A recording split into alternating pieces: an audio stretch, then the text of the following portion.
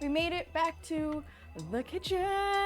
Let's go. Congratulations to Seamus for being the actual official first today. Nivex is the official second, and Carrie is the official third. Welcome in. Hello, Wazo. How are you guys? How is it going? I hope you're ready for bundt cake. Oh my goodness. I know I'm ready for bundt cake. As much as I love cookies, after December, I'm a little cookied out, but only momentarily. We'll get back to cookies at the end of this month, because, you know, snickerdoodles. Boom! That's right, Wazo, that's right.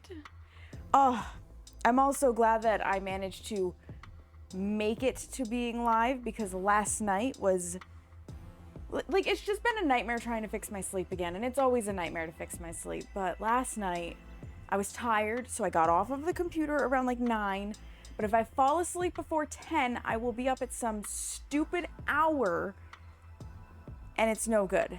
So I got off of the computer, I did solitaire on my phone and just, you know, quiet activity, and at 10:30, I was like, awesome, put the phone down, went to sleep, no problem.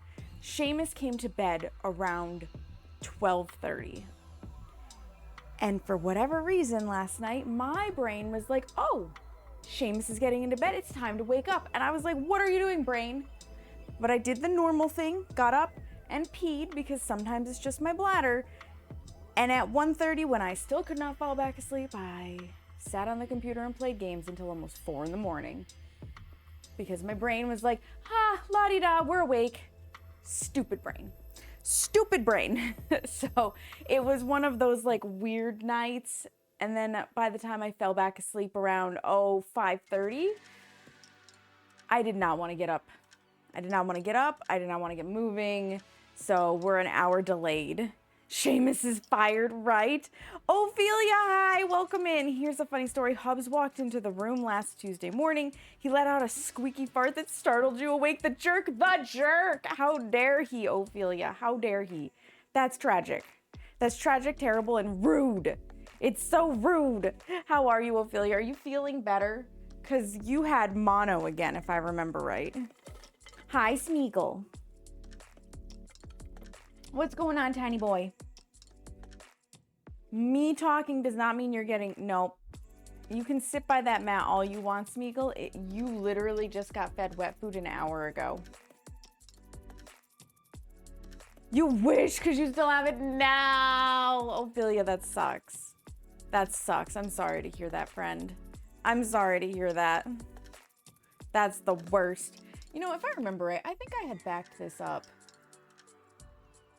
and done this. I had made changes. Yeah, that seems better. I had made changes during the Christmas cookie marathon that I really liked. And then I have forgotten all of those changes because my brain was just filled with mush and cookies during that time. So it'll slowly come back to me.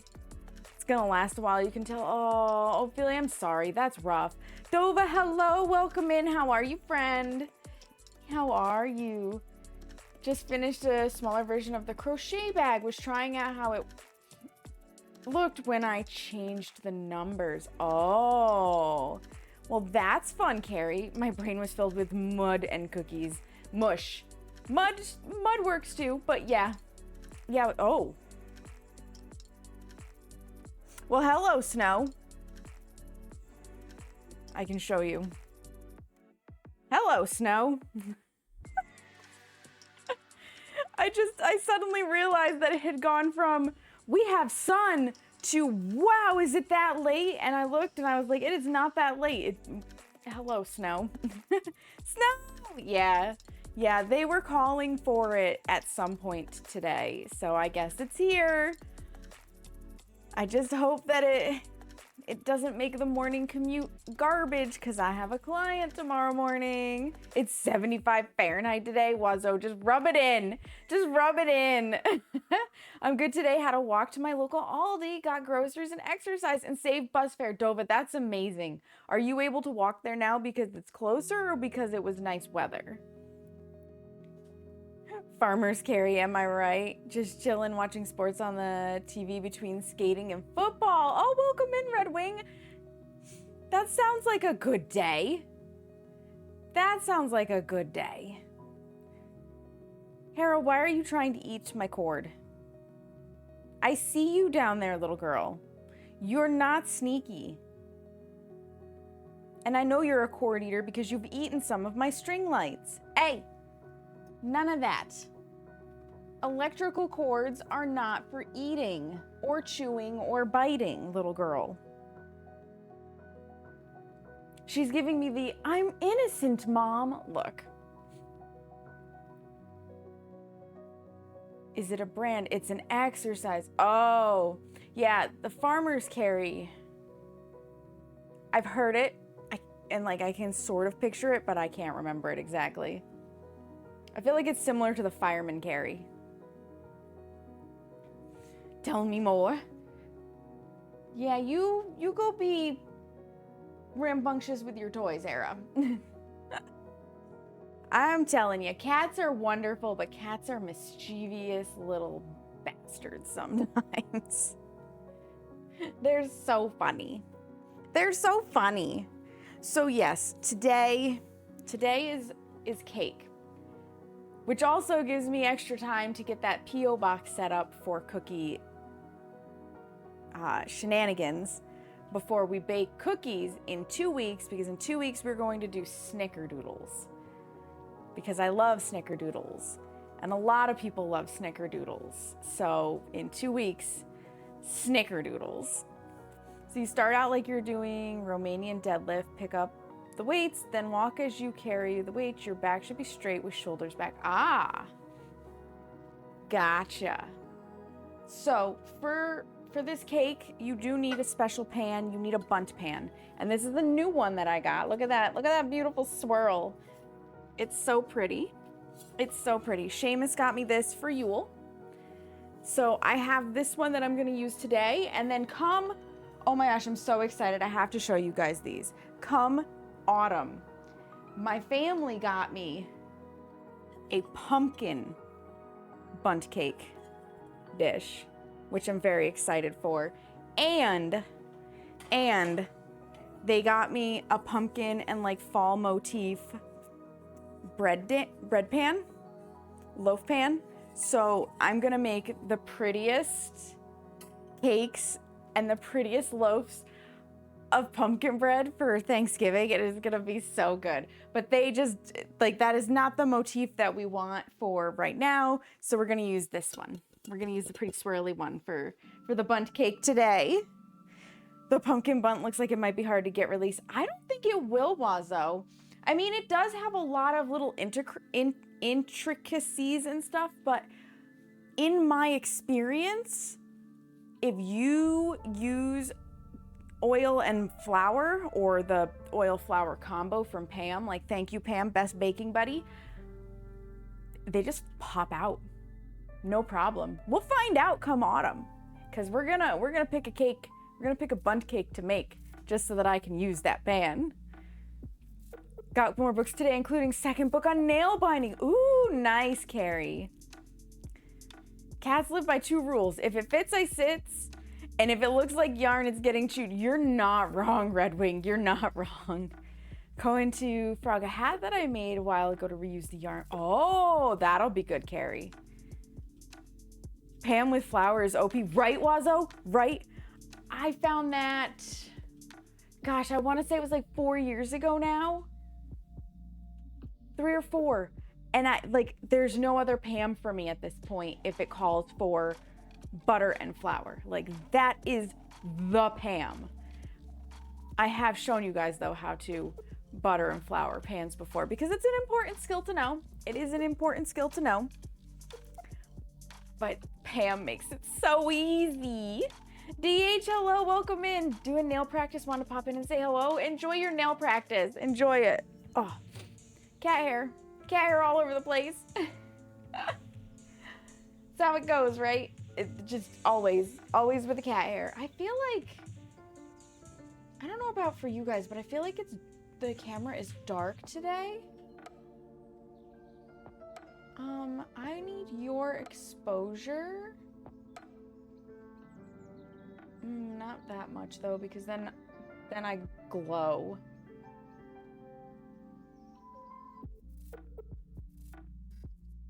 No, I guess that's about the best we're gonna get. All right. I'm a little bright, but it is what it is. Lunar, hi, welcome in. I'll send you results. It clears my mind. I love that for you, DH. Yeah, there's something, I feel like, did I do filters in here? Just sharpening. Okay. So that doesn't change anything. It really is in the client itself. You don't want skills? No skills for Lunar? What can we offer you instead of skills, my friend? Yeah, I guess that's just how it's gonna be. Okay. Light's just weird today. I've got on what I can have on, so. Crazy guy, hi, welcome in. How are you? So for a spiced eggnog bundt cake, they call it just a spiced eggnog cake in the book because this is from Best of the Bundt, which is by Nordic Ware, and it's basically they put out a cookbook to sell their bundt pans, which is brilliant because when you buy the pan, you want to know what you can make in it, and here's an entire book, and then it shows you more pans. And they have a pan apparently that is a gingerbread bundt cake pan, or like a gingerbread house, which is very cute, but no thank you. That looks like way too much effort, and I don't wanna. So we're gonna be using, like I said, Yield Spiral. Old Reliable. It's not my original, but it's an Old Reliable shape. A good night's sleep with no pain. Oh man, that would be nice. Good luck. If you figure out how to get that, let me know. At least the good night's sleep part. So for a spiced eggnog bundt cake, we are going to need 2.5 cups of all-purpose flour, or 300 grams, 1 teaspoon of cinnamon, 1 teaspoon of ginger, 1/4 teaspoon nutmeg, 1/8 of a teaspoon cloves, 1/8 of a teaspoon cardamom, 1.5 teaspoons of baking powder, 1/4 teaspoon of salt, 1 cup or 240 grams unsalted butter softened. If you know me, and you should, it's all salted because I'm not buying special butter for this.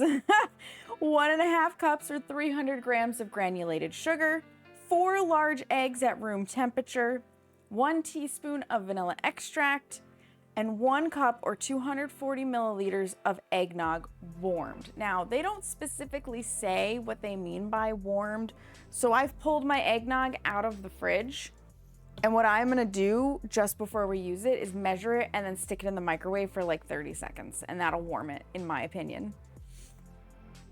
So that's gonna make the cake.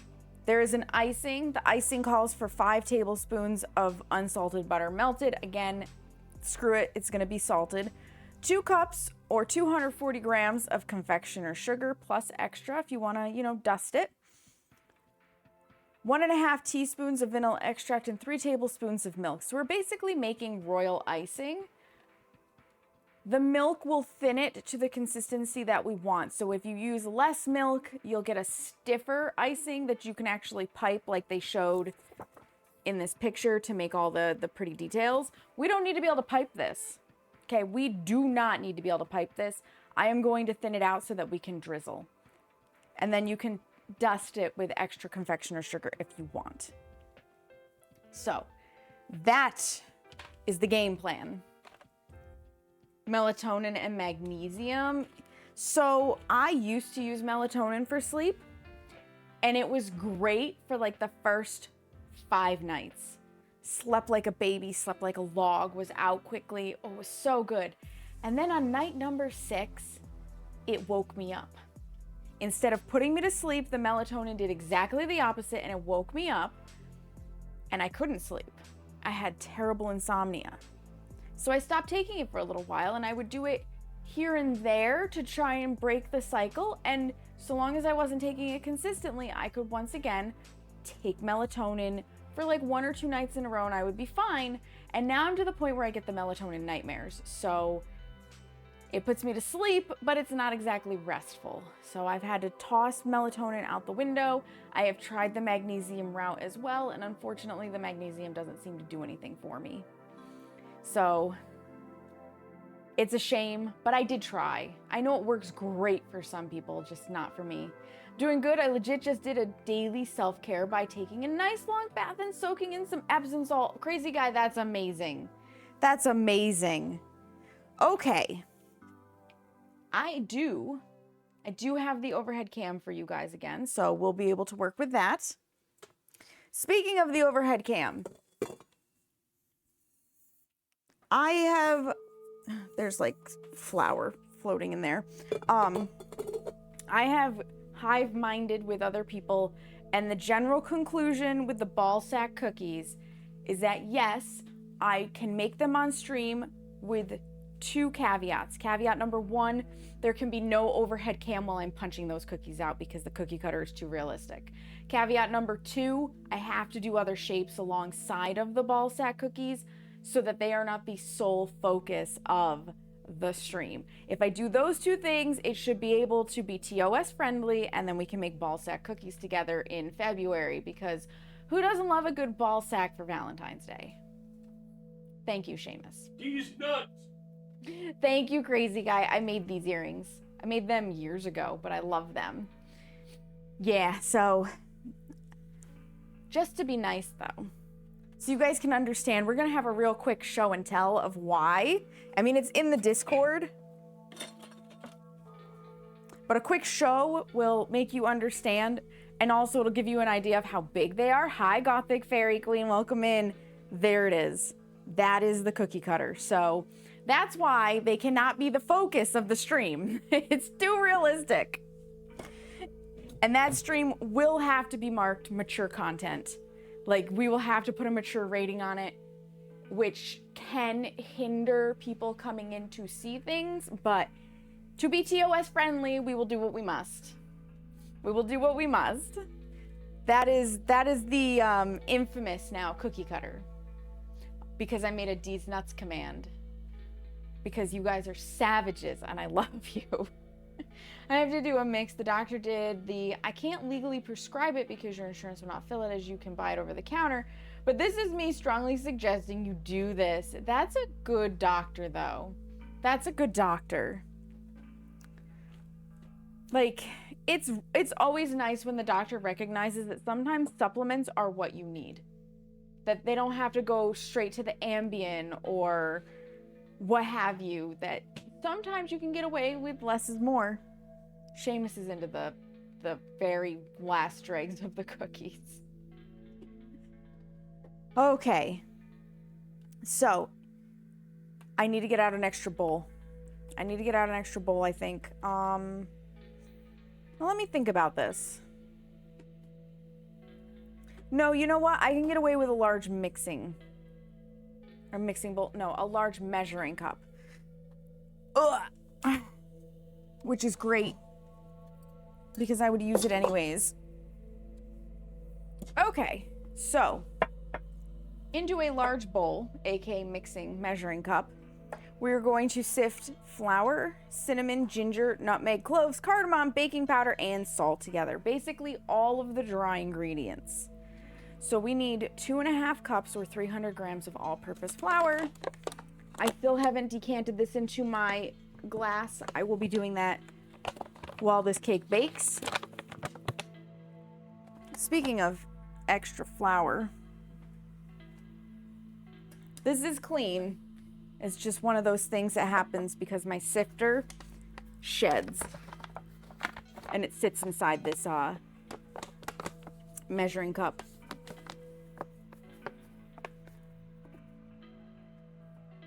So 2.5.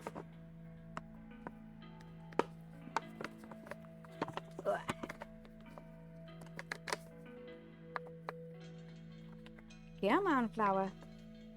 Come on. Ooh. Give it a little shaky to see where we're at. That'll do for 2.5. Beautiful. That'll do, that'll do. Okay. There's flour fuzz on the book. We're going to need the teaspoon, the quarter teaspoon, the half teaspoon, basically everything from the teaspoon down. Hi, May, welcome in. How are you? I'm doing good. I hope you're well. I hope you're well, friend. Yeah, I started doing all my vitamins and such, plus them, and my health went up. I've not gotten sick in years with that, and the CPAP, my sleep not only happens in under a few hours, but lasts more than 4 hours a night. Lunar, that's amazing. And it is so important if you need a CPAP to get a CPAP. Where's my half teaspoon? Did Seamus use that for something? Because it's not on the other. And I just want to use one set if I can help it. I'm assuming Seamus used it and it's here in the sink when he made dinner last night.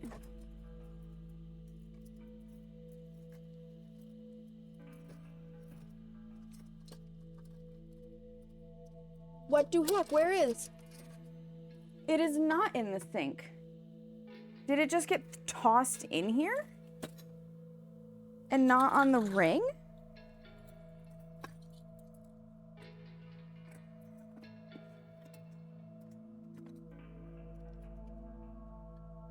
Now this is a problem.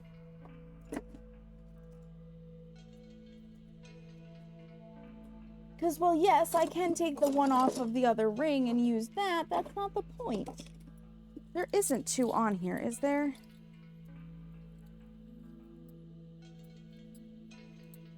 No.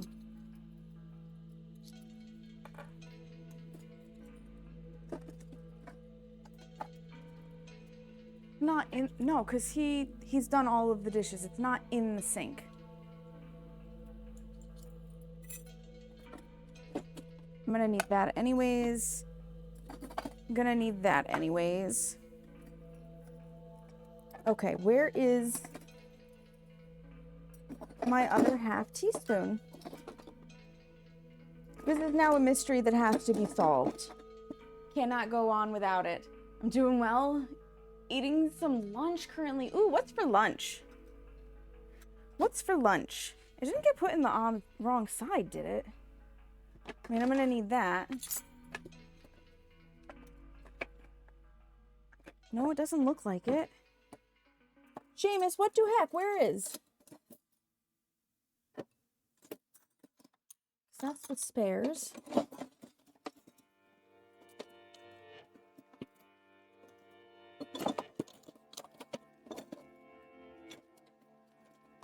And the problem is it's gonna be like your handbag where you put something in on the top, but because it's small and you need it, it filtered to the bottom. But I literally don't see my other thing. Need that as well.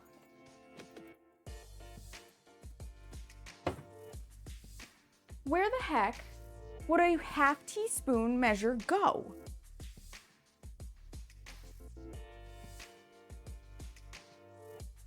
I am confused.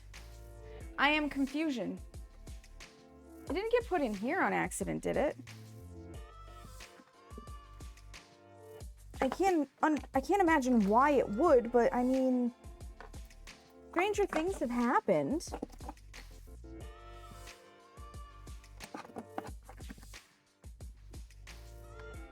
When was the last time we used this thing? Was it when I was baking, or did Seamus use it for something? Because if it was when I was baking, it should have gotten put all back together.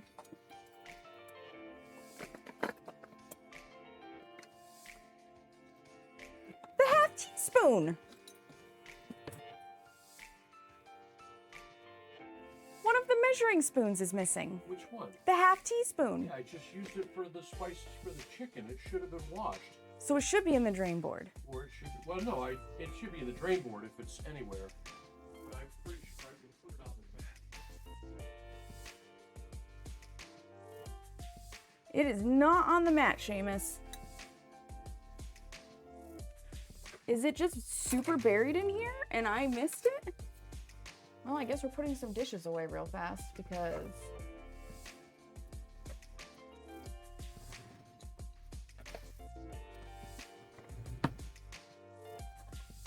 that's gonna be about the only way I can for sure find it. Scoopable salad with chickpeas, cucumber, bell pepper, red cabbage, onion, and a Italian onion dressing. Ooh, that sounds nice, May.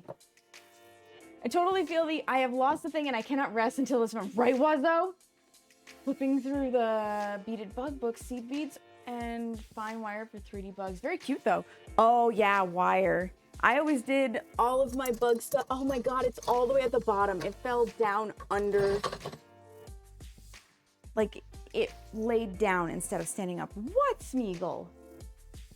What? You are not starving to death, little boy. Yeah?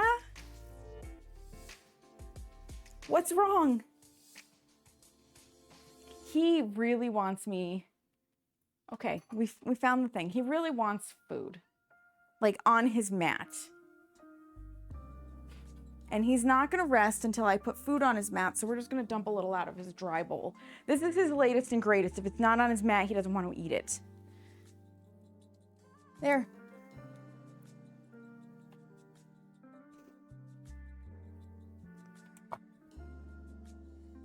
He's such a weirdo.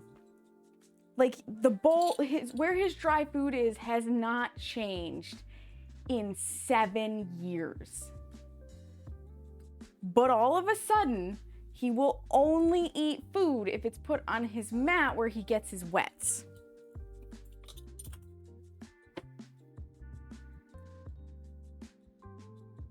For the assistant, find anything right? So he had used it. Okay, 1 teaspoon cinnamon. We can go back to measuring. Holy smokes. Holy smokes. Let me see about getting... That'll do. Now that I've got all of my things out, 1 teaspoon cinnamon.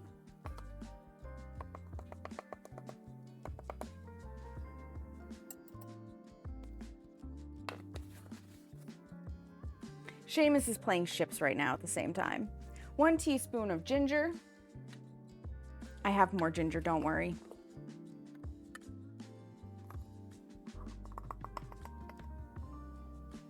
In fact, I'll probably combine these 2 containers as well. The current one, because it's so empty, and then the one that I have. 1/4 teaspoon of nutmeg.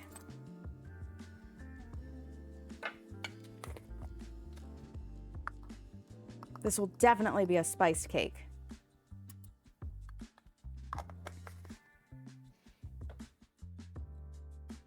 An 1/8 of cloves.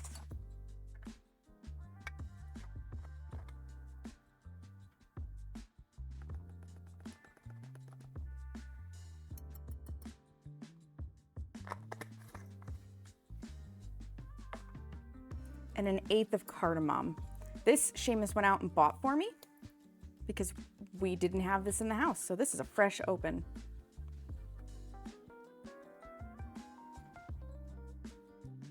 Okay, I don't know that I like the smell of cardamom, but there's an 1/8 of a teaspoon of it.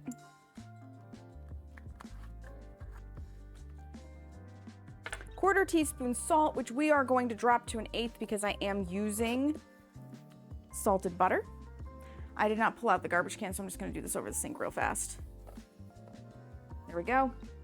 So that if it spills, it's not all over the ground or excess in my bowl. And that's it. Okay, I'm gonna grab the garbage can now because I'm gonna need it when I crack eggs.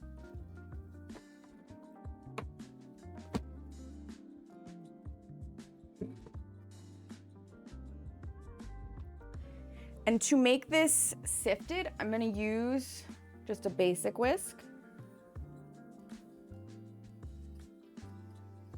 because that'll break the flour up. It also mixes all the things together so that it's one homogeneous mixture.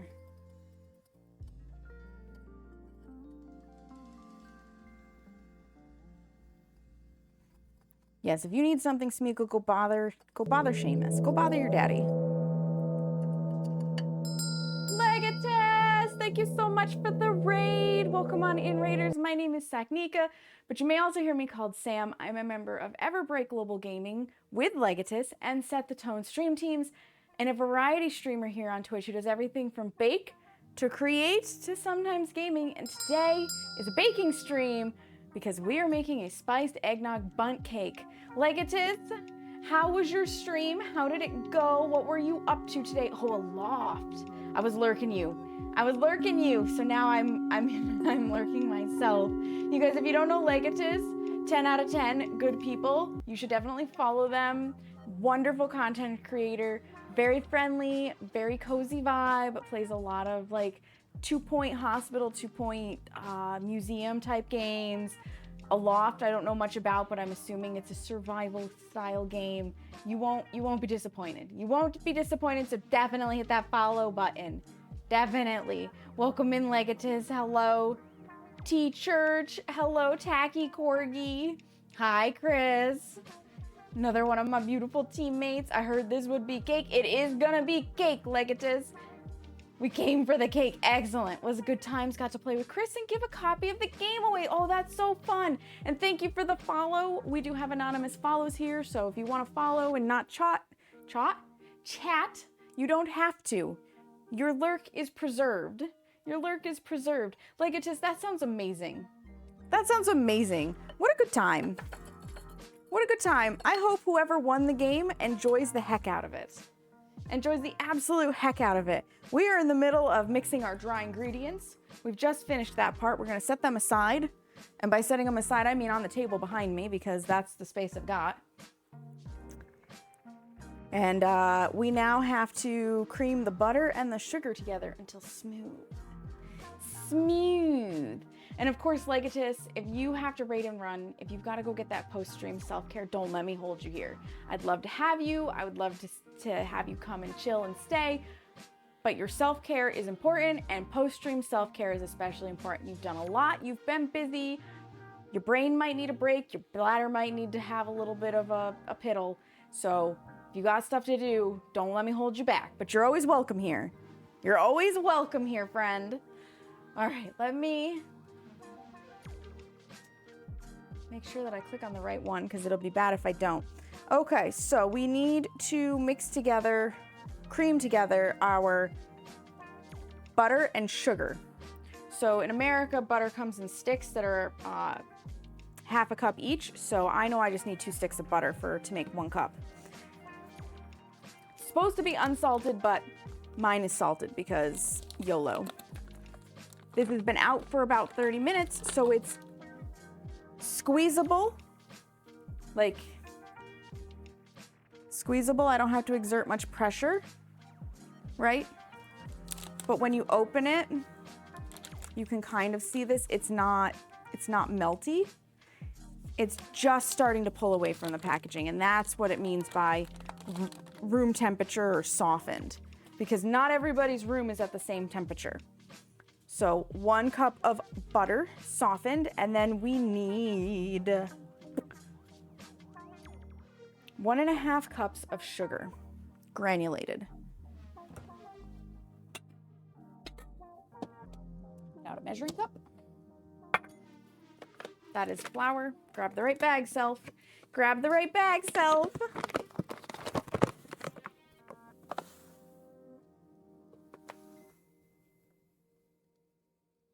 Sugar. Okay, should be about right.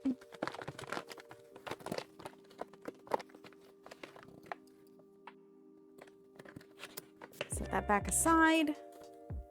Give it a little shake just to make sure. Oh no, that's too much.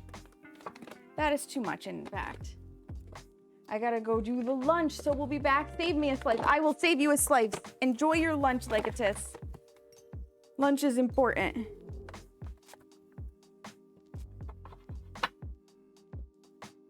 Nourishing yourself is important, which is why we're gonna ask Kissy if you're here. Did you eat? You don't have to answer me, because I'm not gonna call you out of a lurk, but if you're here, did you eat?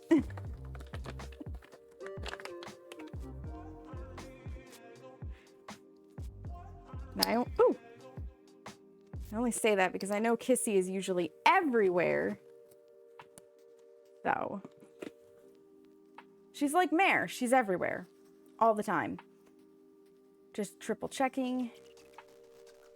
I did not add the baking powder to the dry. We're gonna have to do that. I missed it. Anyways, 1.5 cups of sugar. Yes, in. So while this is creaming, I will fix my mistake. You know, as one does. As one does. Get our whisk attachment on here. Let that do its thing. I knew something felt wrong with the dry. Baking powder. 1.5 teaspoons.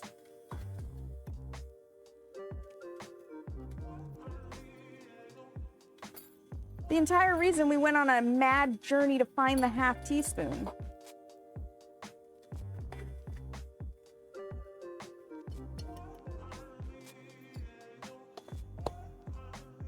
Streaming live on twitch.tv. Indeed, Opal, indeed. Welcome in, Opal. How are you doing?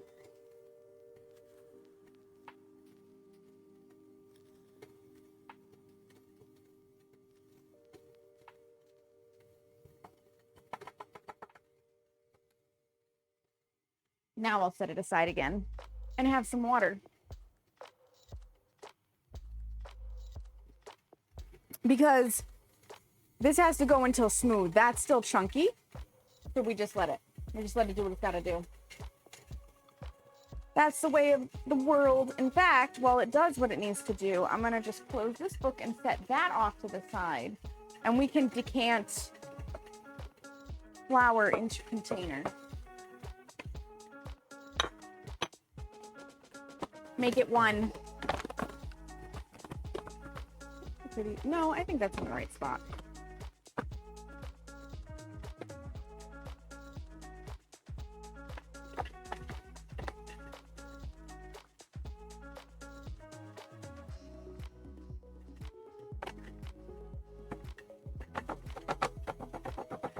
Make it one.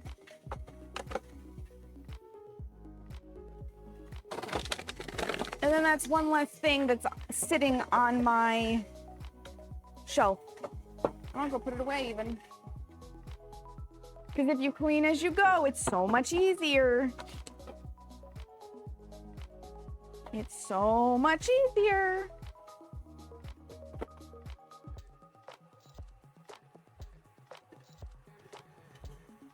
Almost there. You can see it's getting smooth.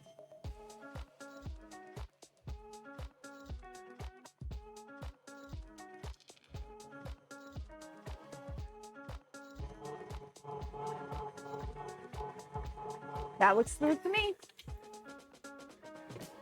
Beautiful. Whack it off.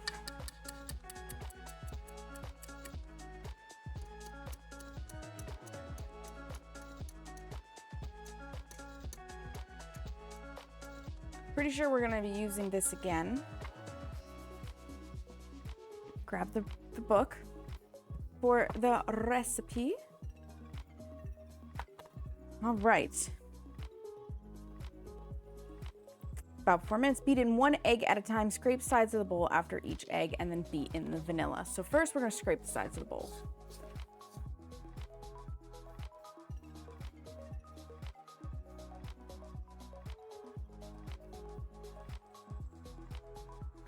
So Seamus very kindly went out to get some ingredients for me today because I think we are in fact going to make the tasting history eggnog while this cake bakes, which is alcoholic. I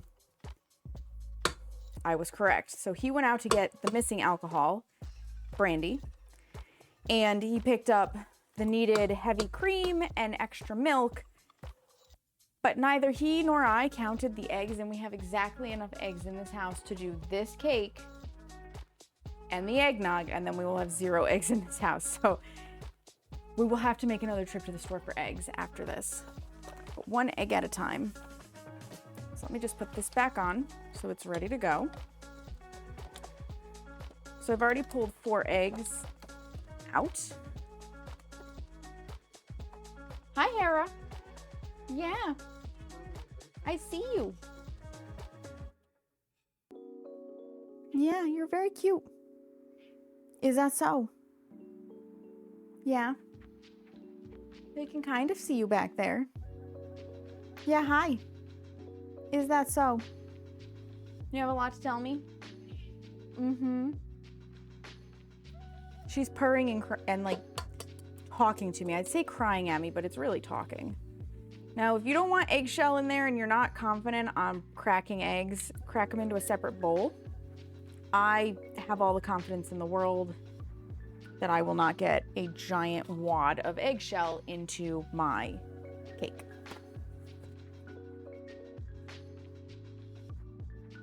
One at a time. Doki doki ooh woo, all my heart's for you, my wonderful fiance, Seamus. Wow, that is the first message Seamus has sent in here. There's one today.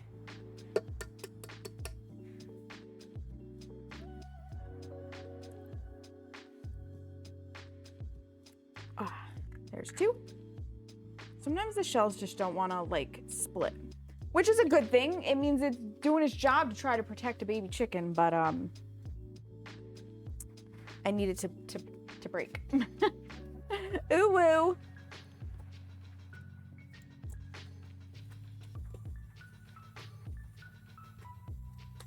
Mine is simply not needing to be scraped down. Like my sides are doing good. Ooh, this one definitely wants to break though. Thin shell.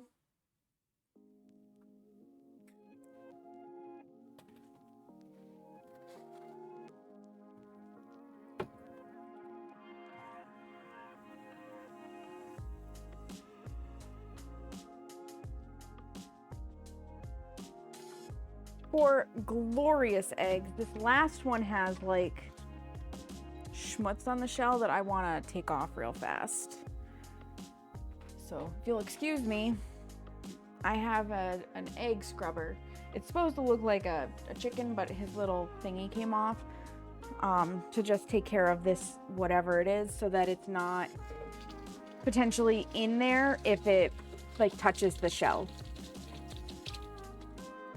I got this scrubber through Amazon Vine, which is a program that allows you to get free items. You test them and you leave an honest review. And you have to request the items. It's no longer for sale, but I love it. I don't know why it's no longer for sale. I thought it was the tits. Because my sister-in-law and brother raised chickens. And so I would get farm fresh eggs and they weren't always perfectly clean, which is fine. They're literally like fresh from the chicken's butt, right? I'm okay with them not being perfectly clean, but I needed a way to clean them before using, so that helped out a lot. Yeah, and now there's no more schmutz. Easy. Easy, easy. So I'm sad that it's not available anymore because I would highly recommend it if you need to clean eggs. But I'm sure you can find similar. Boop.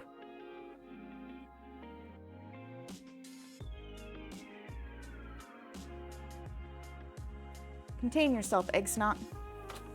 The albumin. If my furry nephew was ever on video, you would be able to hear his purr a good minute before you saw him on camera. He is like a Harley Davidson. Oh, but that's so cute. That's so cute, though. Okay, let's let that mix in, and I'm gonna go put this in the recycle. Yeah, I'm moving all around this kitchen, Hera. And you're skitterish. She had laid down and then I moved towards her and she was like, oh no! Because that's just how she is. She's very skitterish. Okay. I am gonna give it one scrape because I'm seeing like right over here where a chunk has just caught itself. And then another mix. Just to make sure.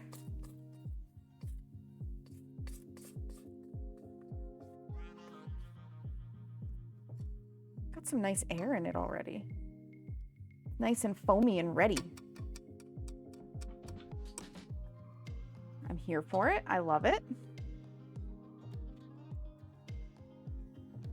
Make sure it's well mixed together. Beautiful. Okay. Now we need the vanilla. We need 1 teaspoon of vanilla. I thought you meant, oh my God, you know, Opal, I'm not gonna lie, when I first read it, that was what crossed my mind for a moment. But then I realized what he was saying. We are degenerates in this chat, and it shows. Oh, vanilla smells so good. 1 teaspoon.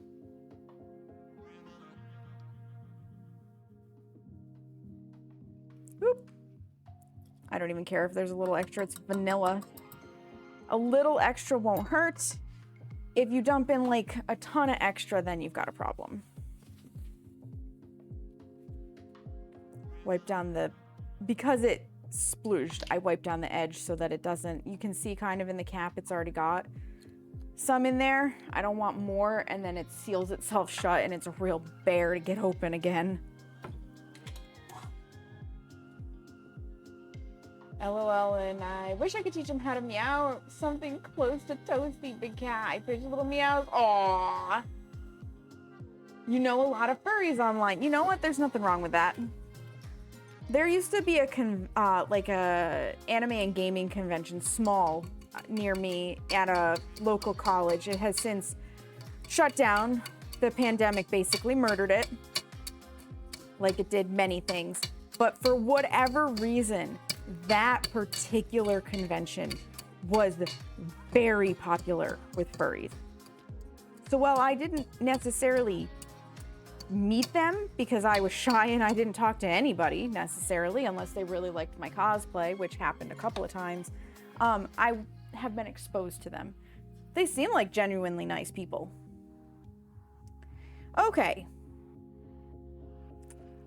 We're going to add the flour mixture in thirds, alternating with the eggnog and ending with the flour. So, I need to now warm up the eggnog. We need 1 cup or 240 mils of this. Tootie, hi! Visit, feed me. I'm sorry, Tootie, but if you would like to be fed cake, you're gonna have to get on a plane and get over here. How are you, Tootie? Welcome in. Oh, I love eggnog. I still maintain that it has like a bubblegum flavor to it to me, but I love eggnog.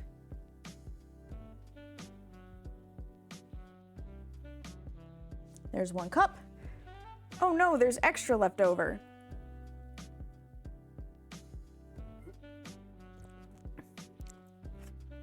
So good. Delicious. All right, 30 seconds in the microwave. Because it says warmed, so this is how I'm going to warm it, since it doesn't say room temperature.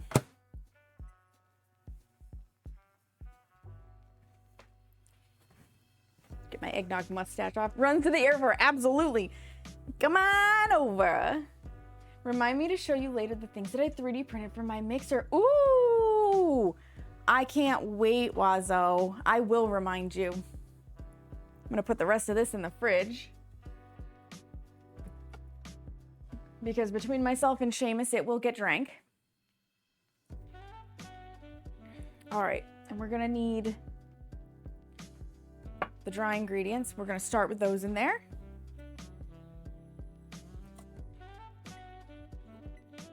Yep, there's a little bit of warmth to it. Again, it doesn't say how warm, and it doesn't say why, but I'm assuming it's to loosen the consistency. So we've got dry, we've got wet, and we've got in between wet, basically. So we're gonna start with the flour in thirds.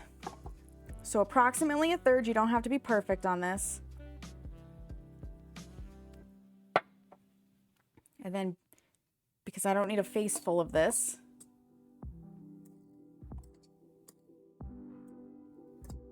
dampen it. Okay. Mix it real fast. Beautiful. That's it. That's enough of a mix. We're going to put in half of the eggnog.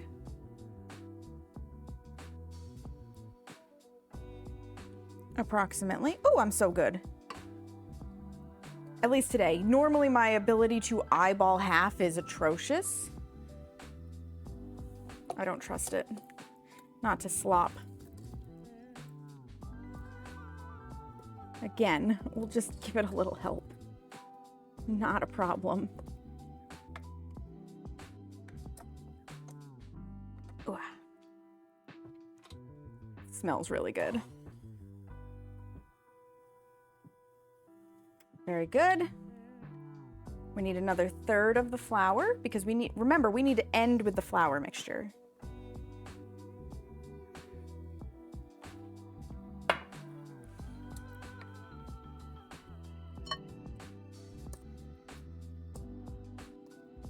This is gonna be a loose, sticky batter, I can tell, and that's fine. That's fine. That's gonna make it easier to pour into our bundt pan.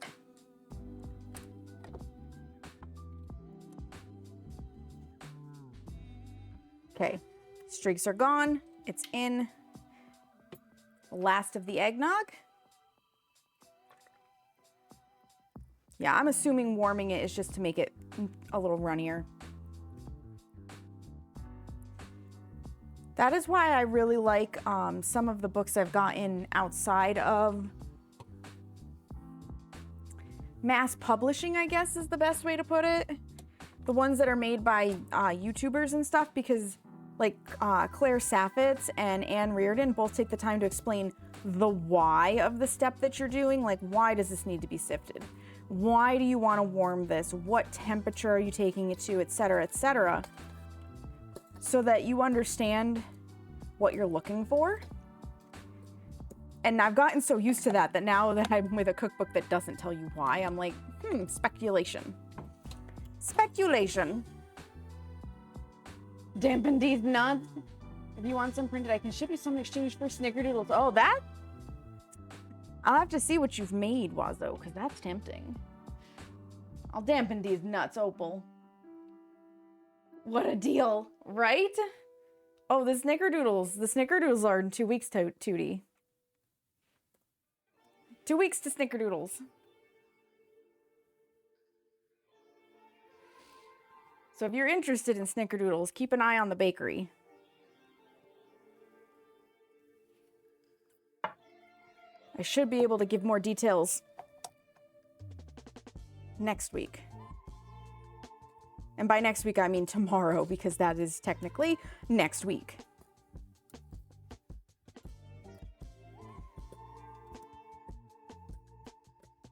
Okay. That gets everything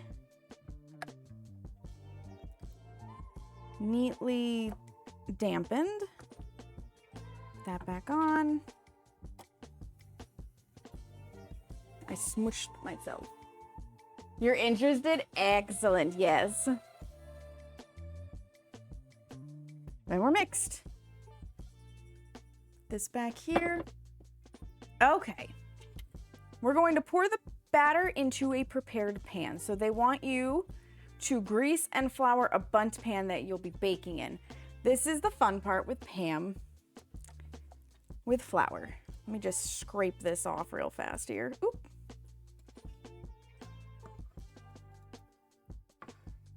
Give it a whack.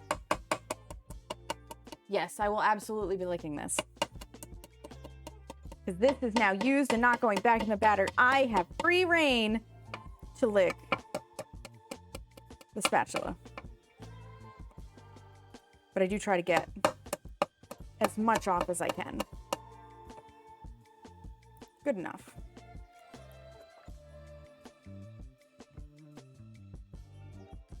Oh, that's divine. That is divine. Whack it off, that's right.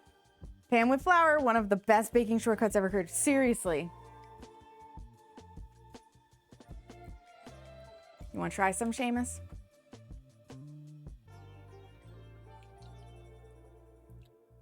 Oh my God. own this now. You own that now? Okay, put it in the sink when you're done. Seamus has laid claim to the mixing spatula. All right, let me turn off overhead cam. Don't tell my mom. She'll tell you about how she read in an article that you'll die from raw batter. I feel like we've had this conversation before, Wazo. So yeah, Pam with flour. This is what you're looking at. This is like the best of the best. If you can get your hands on this, you're golden for these fancy fluted things. Otherwise, the trick is to melt the butter so that you can pour it in and then do this to get in all of the creases. And then you put your flour in and do the same exact thing. But we don't have to worry about that. I'm gonna bring my sleeves up a little further here. I always do this over the garbage.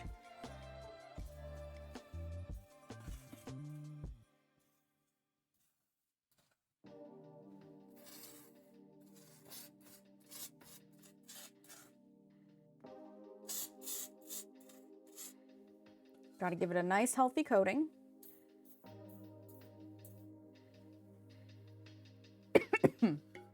And breathe in a lot of aerosol here. Ideally, you keep the spray upright. Perfect. I prefer to be overkill than underkill on this, for the record.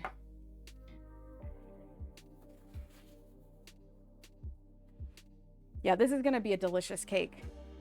So, floured. You can see the cloud of Pam floating up, right? Yeah, it's intense. It's intense. All right, let me give this a good scrape just to make sure.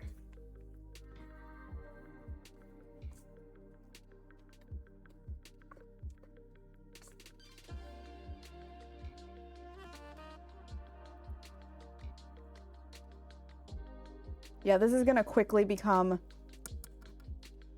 one of Seamus's favorite cake recipes. I can already tell you that. So Seamus is not a batter eater. He doesn't like raw cookie dough. He doesn't like cookie dough ice cream or anything like that. He's just not a big fan, but he always tries it when I offer him things. So for him to be like, I own this, he really likes this. That batter is insane. The cake is gonna be mind-blowing. There you go. I'm still coughing Pam out of my lungs, pardon me.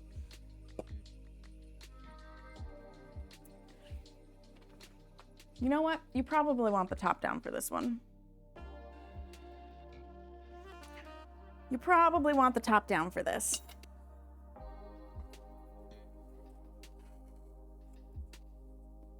If I bring this here...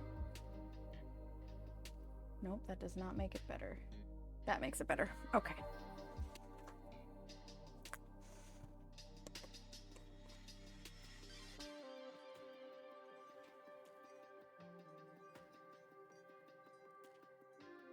I know my bowl is going to get in the way a little bit. Oh, it's so nice, by the way, to be able to actually hold this bowl and do this and not be in searing pain from a thumb injury. Thumb/hand/wrist. Because the carpals are involved in all of that.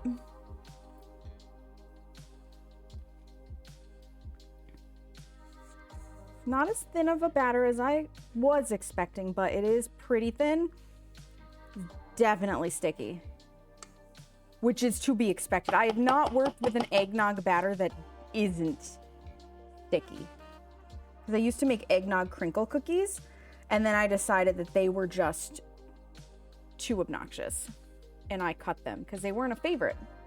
They were part of the Christmas cookie repertoire.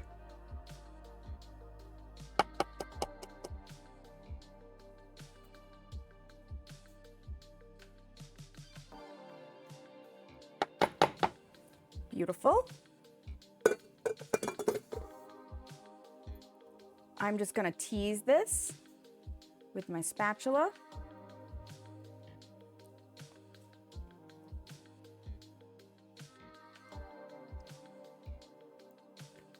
into its little proper positions.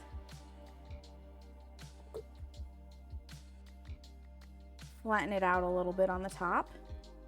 It'll bake smoother that way. Oh, beautiful. Excellent. A Pam sit-in. It is a Pam sit-in, Tootie. You kind of want to go romance Penny? Do it. Do it. Booze in the eggnog. Yeah, you say Pam, I think of the character from Stardew Valley.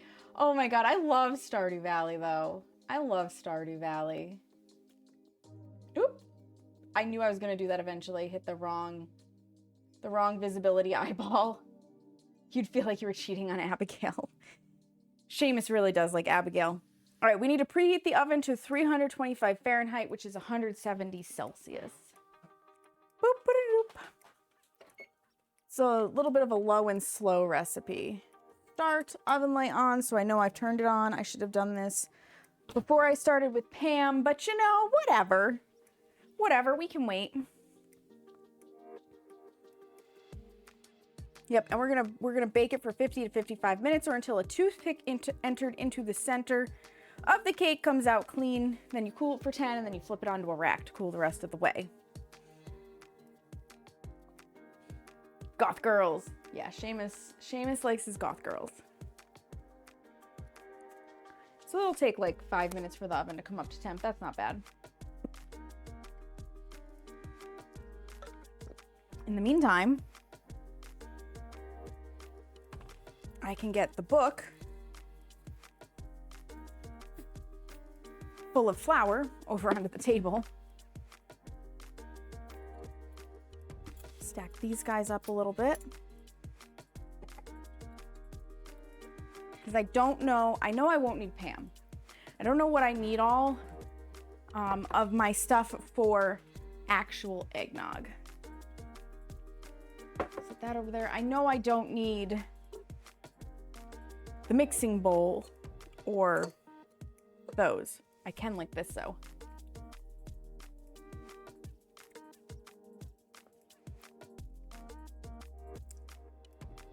Delicious. Don't look Wazos, Mom. If you didn't see it, it didn't happen.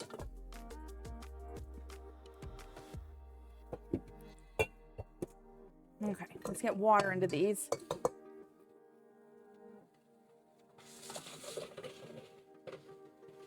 That's the thing, right? They'll get sticky and then they'll get crusty. And that'll be bad. If you put water in it, you don't have to worry.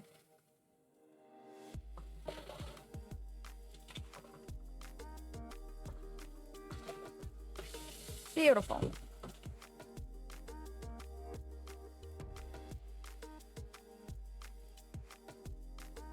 Fill her up, fill her up, fill her up. Up, up, up, up, up. That'll do. That'll do. Lovely. All right, tasting history. So we're making a bonus recipe today in the same vein from Max Miller's Tasting History Cookbook. He has a recipe in here for eggnog that I have always wanted to make. And I said, you know what? It's kind of perfect to make it when we're making an eggnog cake, right? So we're gonna need 10 eggs, sugar, brandy, whiskey, milk, whipping cream, and nutmeg. So I can put everything else away.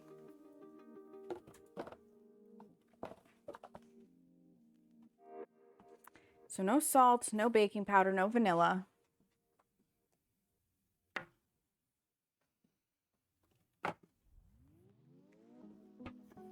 This actually can go with me over here. And I think the nutmeg is just for garnish, mostly. I'm pretty sure a lot of the flavor for this eggnog comes from the alcohol. The alcohol.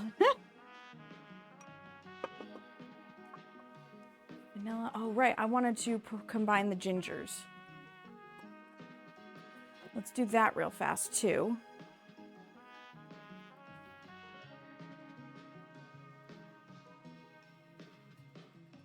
The heck did we get on this? No, don't answer that. Brandy, yum. Oh, how clever. Okay. There is plastic on it, so whatever it is on the plastic. It's just under the lid. That's clever. Oh wait, there's the pull. There's the perforations. I found them. I'm not completely brain dead today. Ugh.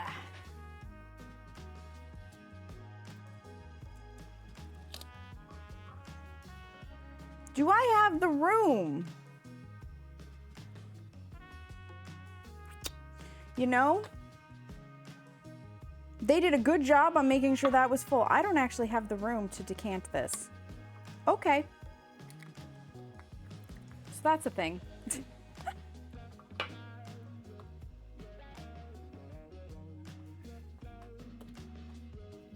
I'm gonna put the cardamom up with the baking spices, Seamus, just so you're aware.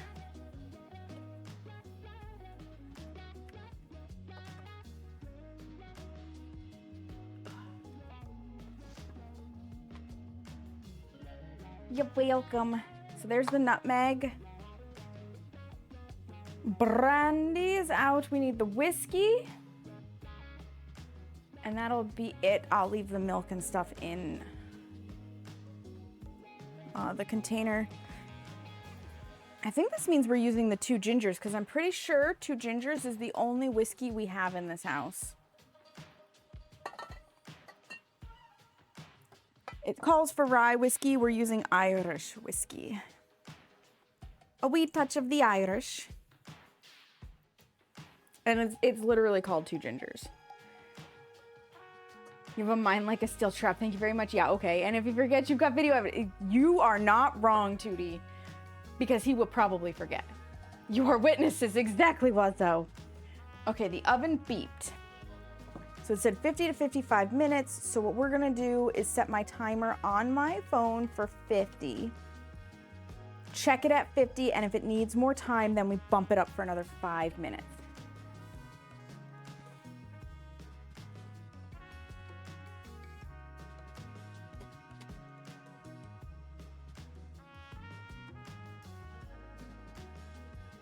Start timer.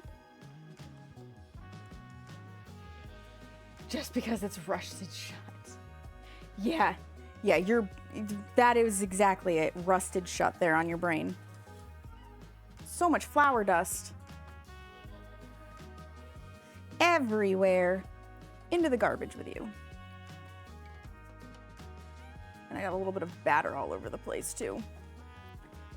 Listen, if you're not making a mess when you're baking, are you really baking? So we've got the...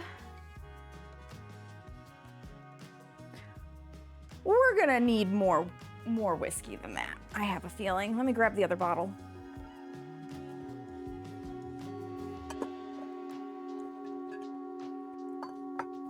Because we need 1.5 cups, and I don't think that is a full 1.5 cups. Thank you for the follow. I appreciate it. Okay. So, for eggnog, her whiskey brings the boys to the yard. Something like that, Seamus.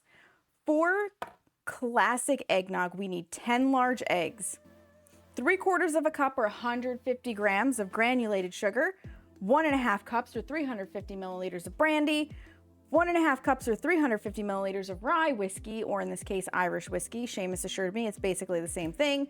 1 quart or a liter of whole milk. You want the fat content, so whole is best here. 2 cups or 475 milliliters of heavy whipping cream, and 2 teaspoons of ground nutmeg, plus more for garnish. More than that for the icing or for drinking. I mean, I don't drink whiskey. That is a Seamus thing. That is entirely a Seamus thing. Oh wow, this takes 4 hours, 30 minutes to create. Wait, what?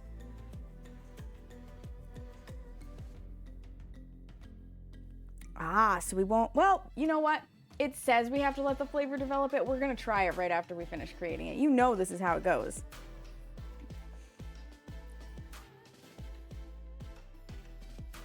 Yay, 6-hour stream. Something like that.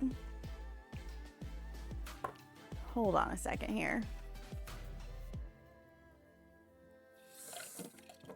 Cat hair on my lips and then into my mouth, and I had to pull it out. Ugh. Okay, so how about before we actually get into making it, Fantacorn, hi, welcome in. You may only continue what you're doing if you promise to mail some of it your way. Fantacorn, I cannot mail eggnog and I cannot mail cake. But if you'd like to come over, you can have both cake and eggnog. That I promise you. And bring Warden. So, this is in the Tasting History Cookbook. So there's history behind eggnog. Here's what it says. Eggnog. What an odd name. The egg part is obvious, but what in the world is nog? There are many theories. Some say the name came from the wooden cup called a noggin, from which it may have been drunk, or nug, which in Scotland referred to a cup of ale warmed with a red-hot poker. Perhaps Humphrey Prideaux had the right of it when he wrote of the Dean of Norwich in 1693 that you will find him walking about his room with a pipe in his mouth and a bottle of claret and a bottle of old strong beer, which in this country they call nog, upon the table. Letters of Humphrey Prideaux, sometime Dean of Norwich, to John Ellis. Whatever the truth is, the word didn't get married to egg until the 18th century. The drink, which likely began in England as a descendant of posset, a concoction of egg with ale or wine that had been popular since the Middle Ages, was nonetheless always cited as an American invention in the cookbooks and cocktail books of the 19th century. Regardless of its origin, as far back as the 1790s, eggnog has always been associated with the American Christmas. On January 14, 1793, the Virginia Chronicle related a story. On last Christmas Eve, several gentlemen met at Northampton Courthouse and spent the evening in mirth and festivity when eggnog was the principal liquor used by the company. After they had indulged pretty freely in this beverage, a gentleman in company offered a bet that not one of the party could write 4 verses extempore, which should be rhyme and sense. Another partygoer accepted the challenge and recited, supposedly off the cuff, a poem extolling the virtues of eggnog over wine. "'Tis eggnog now whose golden streams dispense far richer treasures to the ravished sense. The muse from wine derives a transient glare, but eggnog's daughters afford her a solid fare." Personally, I can't imagine ever being able to compose such an homage, especially after an evening of drinking eggnog. Though, perhaps the nog in 18th century Virginia was not as boozy as this recipe from 1887, for I promise 2 cups of this wonderful beverage and you won't be able to recite poetry, let alone compose it. Marika, yeah, this eggnog was featured in the eggnog riot at West Point. West Point Military Academy in the 1800s. You can look up that video on Tasting History. It is peak entertainment. Peak entertainment. We are going to separate the egg whites and yolks into 2 large bowls. We're going to beat the yolks until a pale yellow. Then, while beating, add the sugar. You know what? We need the mixing bowl. I need to wash dishes. The real reason we rebelled against the English crown. I don't think this is the real reason we rebelled, Seamus. I don't think it is. But I do think I'm going to need... Ooh, that's sticky. I do think I'm going to need my mixer for this. I thought I wouldn't, but reading this, I think I will. So it says, separate the egg whites and yolks into 2 large bowls, beat the yolks until a pale yellow, then, while beating, add the sugar 1/4 cup at a time, incorporating completely before adding the next 1/4 cup. Slowly pour in the brandy while beating, then the rye whiskey. Stir in the milk, cream, and nutmeg until well combined. Using clean beaters, beat the whites until you achieve soft peaks. Then beat them into the eggnog 1/3 at a time. Cover the bowl with aluminum foil and set in the refrigerator for at least 4 hours, but preferably 3 to 5 days. The flavor will develop more the longer it is left. This can be served cold or warmed up over the stove. Grate fresh nutmeg on top and serve in punch glasses. So, I'll do the first part. I'll do the first part with a hand mixer, and then I'll do the second part with a stand mixer. You've always made it in a blender? Don't look, Ethel! Don't look! Fantacorn is streaking! Thank you for this streak, Fantacorn. 3 streams, let's go! All right, I need a bowl for this, and I need the milk, and I need the cream. Boop, boop, boop, boop, boop, boop, boop, boop. We're gonna go bigger instead of smaller. Because here's the thing. If I need more room, it's gonna be a real pain in the butt. If I need less room, who cares? Seamus has come out to do the dish for me. I appreciate. Milk. Cream.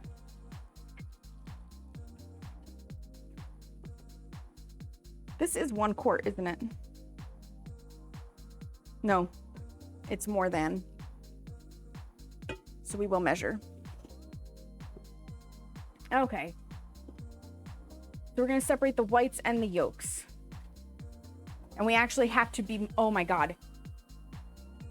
We're gonna offer up a prayer to the egg gods that we don't fuck this up because I do not have extra eggs.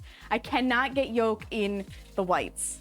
If I get yolk in the whites, this will not work. Because you can't beat the whites to stiff peaks if there is yolk in them. No pressure or anything, though. No pressure.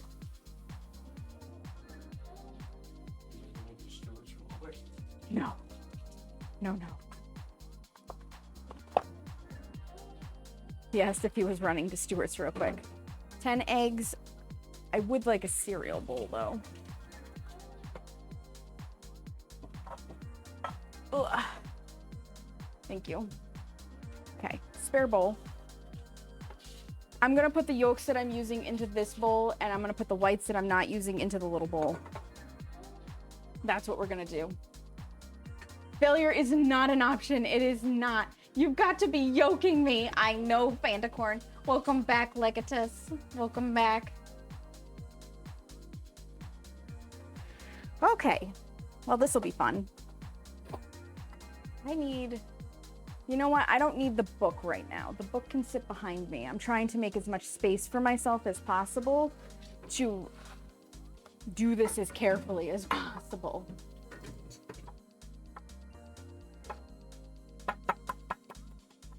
And hopefully this is big enough for the whites. If not, that is easily remediable. Okay. So we just have to be very careful when breaking them.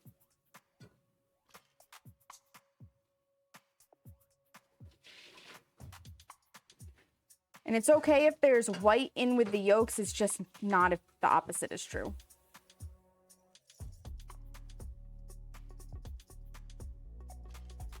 Okay, there we go.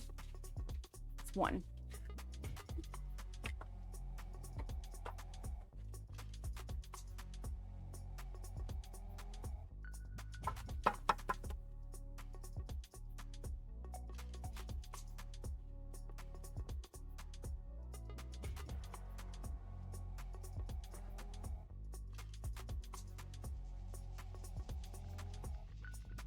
Come on, eggs.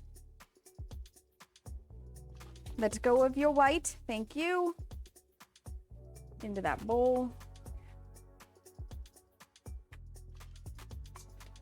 Whipping the whites up is basically going to put air into the eggnog and make it like a frothy, foamy, delicious mixture. As if the brandy and the whiskey is not going to make it delicious in general.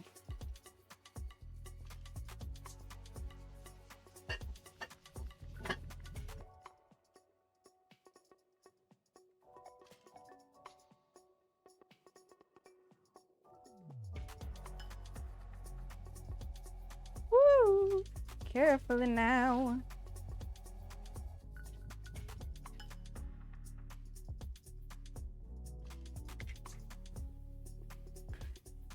into the bowl. I got positively covered with egg white that time.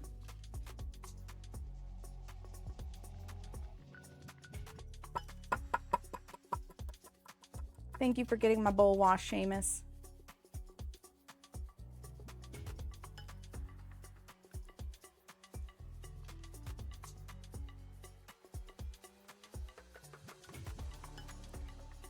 Can't get any more of that out.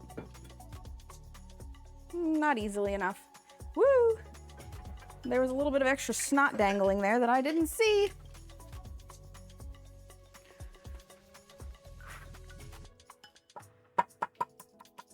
Halfway egg. And I'm super playing dangerous game because I'm cracking them all into the same bowl.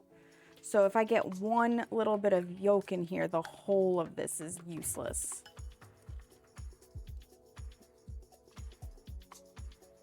I am fairly confident in my ability to not completely fuck this up.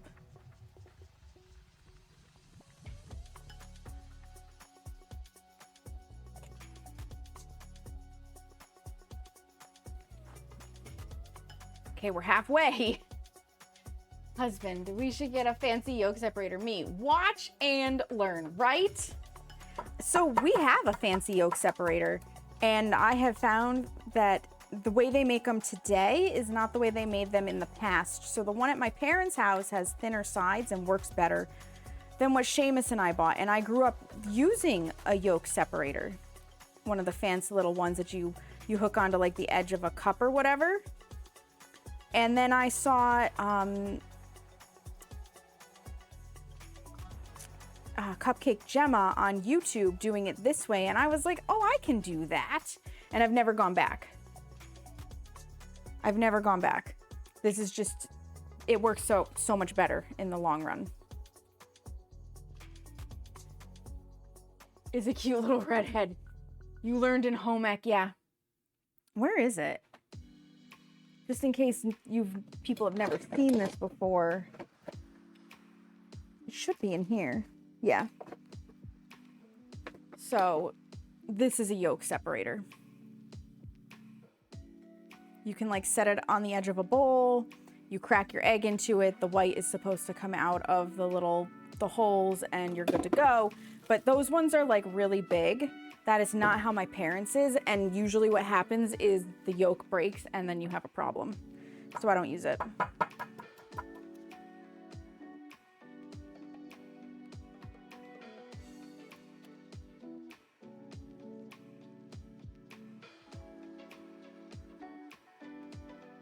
The other way is to, like, I guess the plastic soda bottle thing works. I've never tried that one. But you can also just crack it into a bowl and then lift the egg yolk out with your hands. That is an option.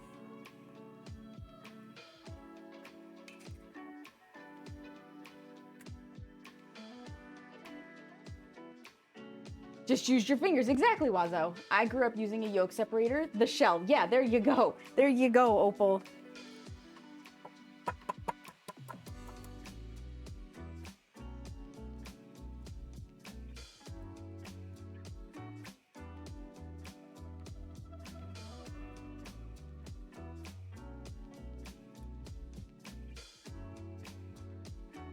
Come on.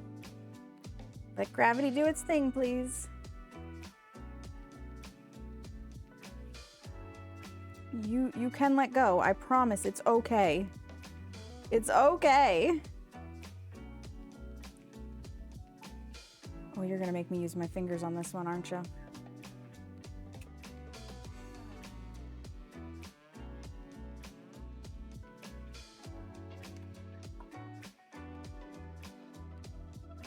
Oh my God, it does not want to let go. Come on.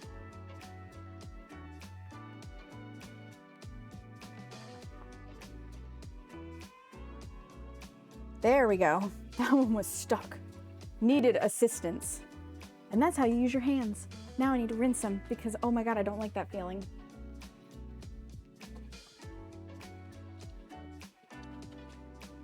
Ugh.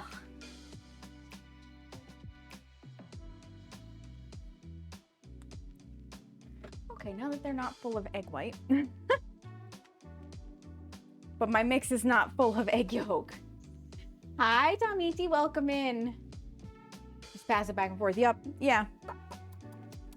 And it is largely what you grew up with. My mom taught me to use an egg separator, so I used an egg separator.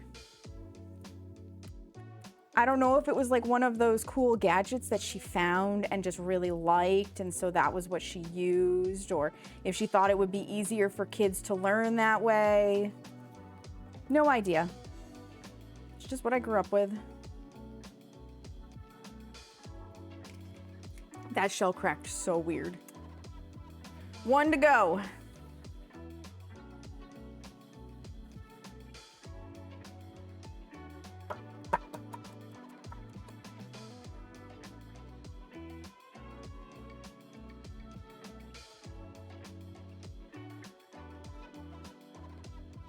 Of course, this is the one that puts shell in there. I've cracked 14 eggs today, and the very last one decided to be a problem. There we go. Good enough. Because I can see it, like it poked itself and it's cracking, and I'm like, I don't need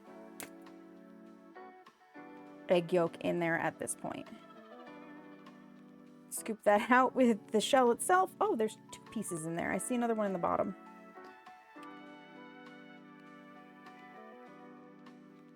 Yeah, the best way to get eggshell out of your stuff is with another piece of eggshell.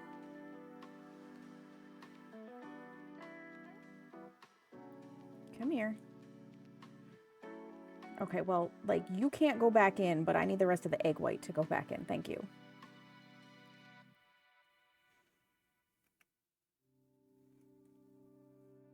Is that all of it?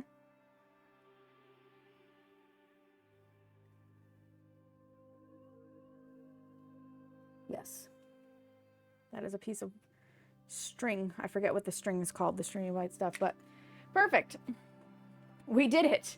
We did not get any yolk in all of the eggs. Miracle. You've never even seen an egg separator? Just so happens that I just showed it off and I can show it again, Tamiti. This is an egg separator. You set it on the side. Crack your egg in, and the whites are supposed to come out the little edges. They used to be smaller than this, which made them work better. That one tends to just break the yolks. Okay, this goes in the recycle bin. I rinse my hands again.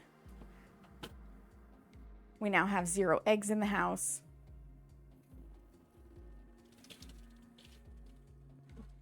Freedom from the egg slime. Freedom!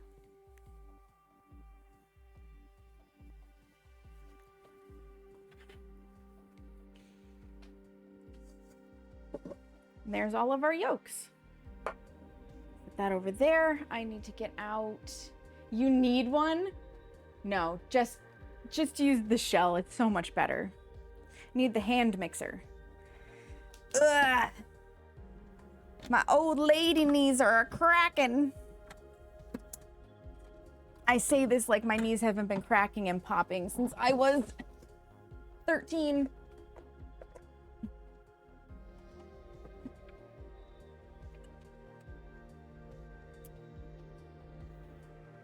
Some of us just weren't built well. Get out the beaters for the hand mixer. Now I have a choice. I could use a whisk attachment, or I could use the 2 beaters. Oh, which do I want to use today?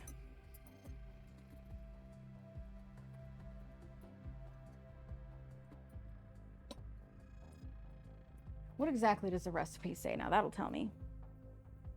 Beat the yolks until they'll yellow, then while beating, add the sugar 1/4 cup at a time. You know what? Okay, first of all, how the heck did you get stuck in the whisk? Like, stuck in the whisk. Second of all, we're gonna use the beaters.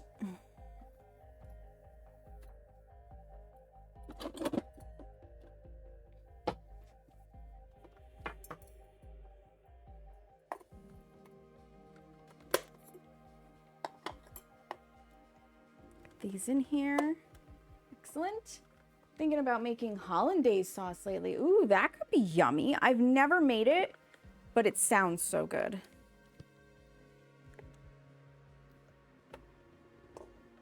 Move the milk. Move the cream. I think this one is the fan. So we're gonna unplug that one. Plug in this, because we definitely don't need the fan right now. It's cold outside. Oh, and this is already on. I must have hit a button. Oh, yeah, it turns.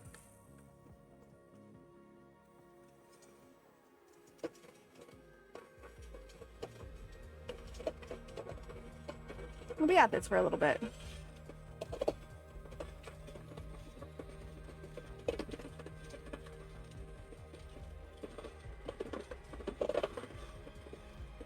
I don't use my hand mixer often, but every now and then. Also, thank goodness for modern equipment, because I wouldn't want to do this by hand. That would suck. I know it's possible, but that would suck.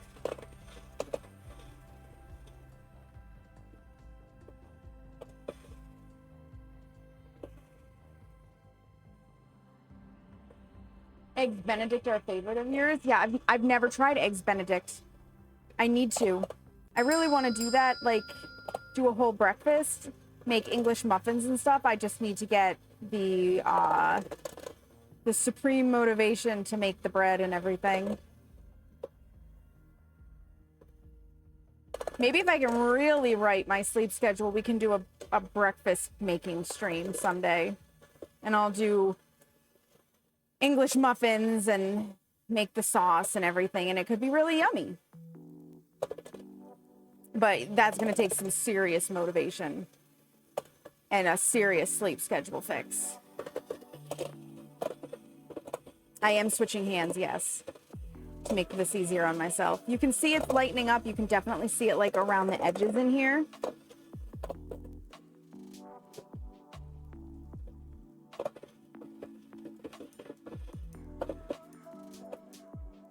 L&D, hi, welcome in. Canadian bacon is good. You like Canadian bacon best, L&D? Is that what you're agreeing with?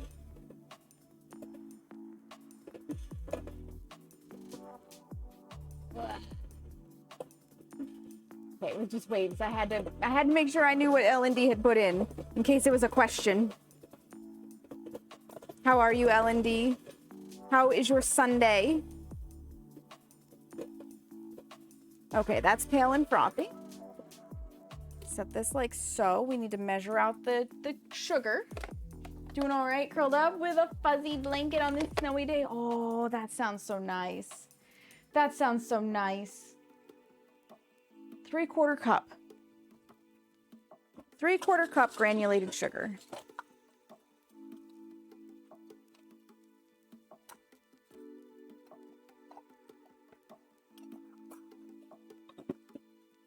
We're going to slowly add it in while we continue to hand mix. Is Coco and a cat? Not yet. Yet being the prime and operative keyword. I can't wait until you have 2 cats curled up with you, L&D. Someday. 3/4 cup.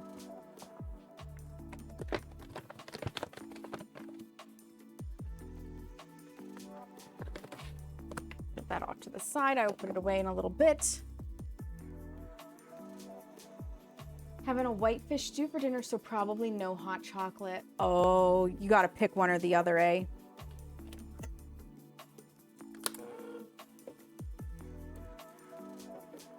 Says to add it 1/4 cup at a time. I'm just gonna add it as I see fit.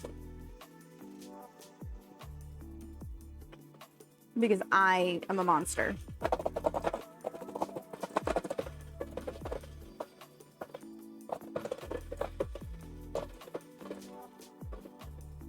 I know it's to make the ease of incorporating it easier, though.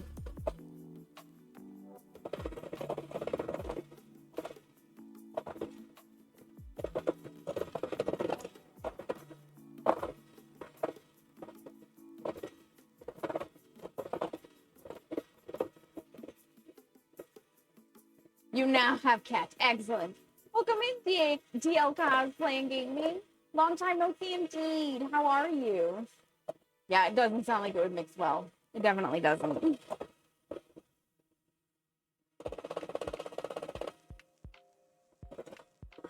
I'm just adding it in approximately thirds since it's 3/4 of a cup and it wants me to add a quarter at a time.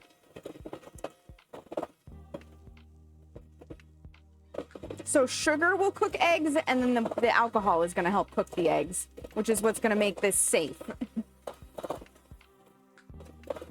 It's probably also why there used to be alcohol in it. Pasteurization by like UV.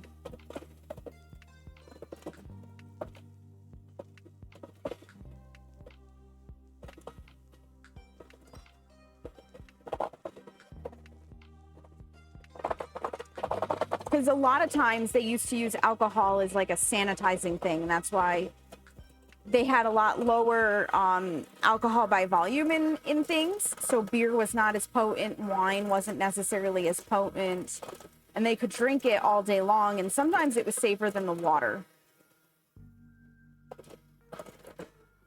Oh, that looks good.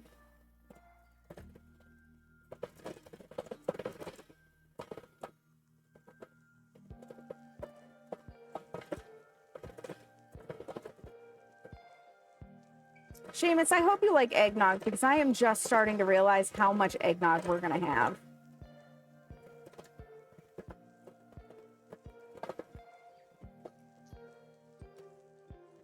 And the answer is a lot. We're going to have a lot of eggnog. Correct, yeah. That's in the woods. Yes. Yes, Seamus likes eggnog. Okay.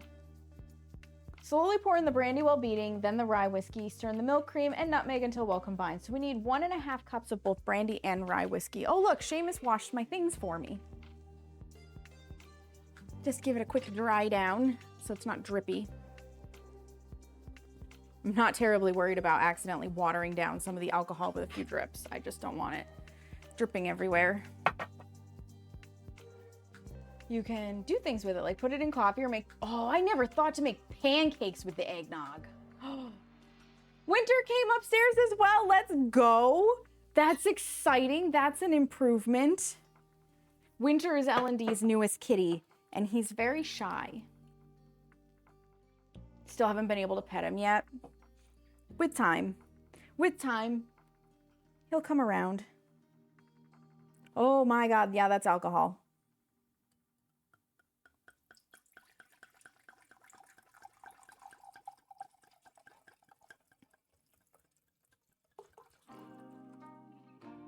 Get on level with it here. 1.5 cups of brandy.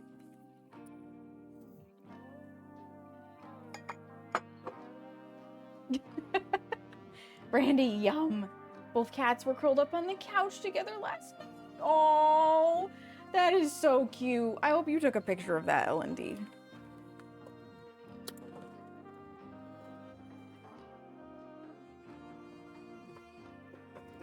So in with the brandy.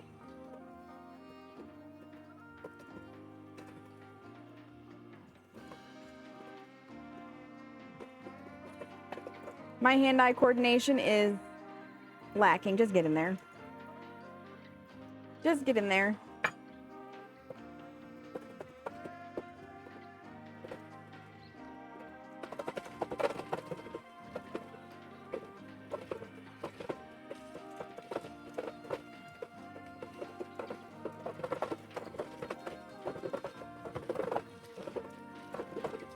Oh my God, I can smell the alcohol. Like, it is just alcohol.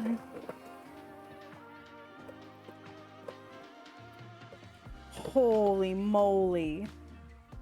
Holy moly. Couldn't without making Winter. Aw, poor baby. He'll get used to it. It's also good in coffee. You can smell it here from 15 feet away. I bet you can. We need another 1.5 cups of alcohol, this time of whiskey. Smells better than the brandy. We're gonna see if this makes it to a 1.5 cups or if I have to open the other one. Yeah, there's a cup in here. That can be rinsed and recycled. Let's crack open the other one. We also have 17 minutes on the cake, and I'm starting to smell that too.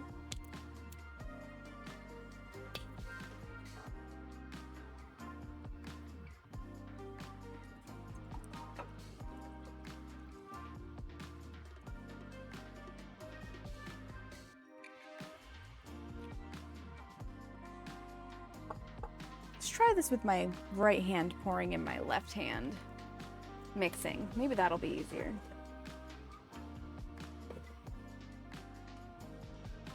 This is way easier.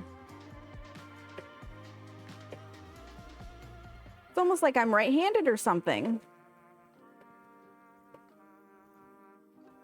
Oop, I forgot to put the overhead cam back on. My bad. It's okay, you got to see it from that side for once. Just a wee drop of the hot stuff or something. Or something.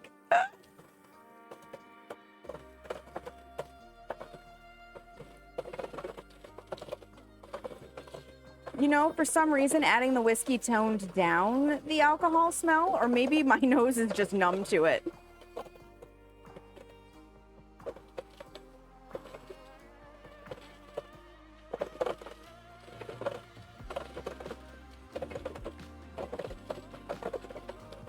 Okay.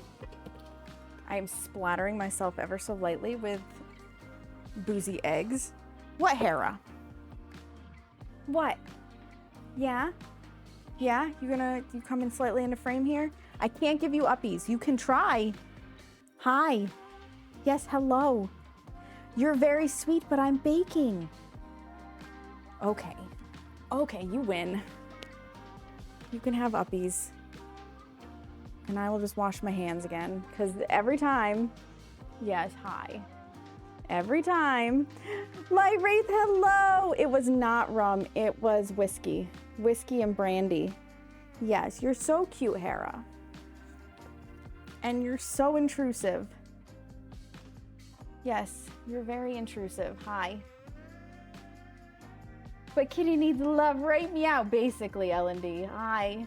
I denied her earlier, which is the problem. Yes, you're very cute.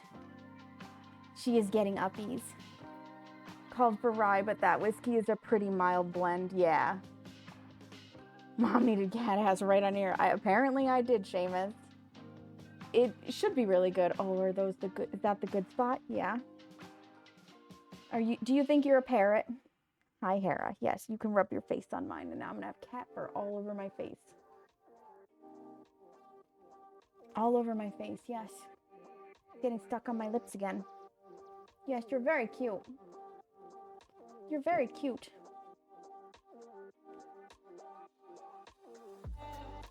Yeah, you like that spot, huh? Yeah. Can I go back to what I was doing now? Can I go back to what I was doing now, Hera? Yes.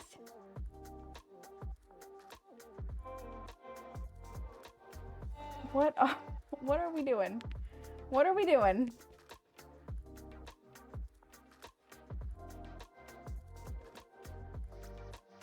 Go on. No, no, no. You time to get down. I'm tilting. Thank you.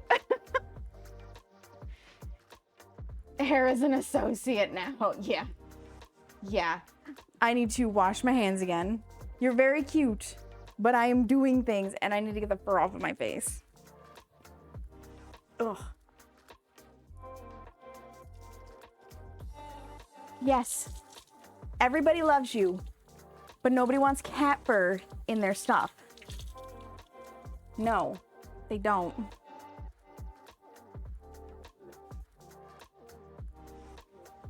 Of course, it's where you picked a leg.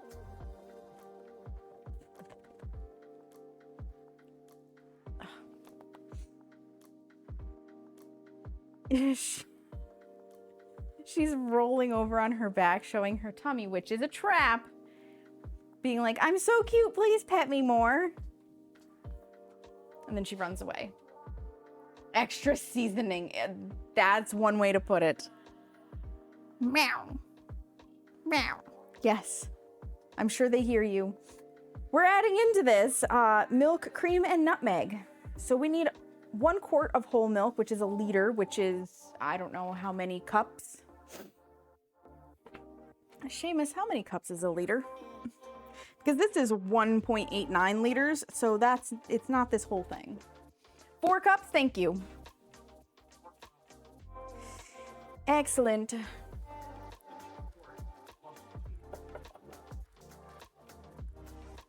Hi, Ray, welcome in. How are you? I can do 4 cups. 4 cups of milk.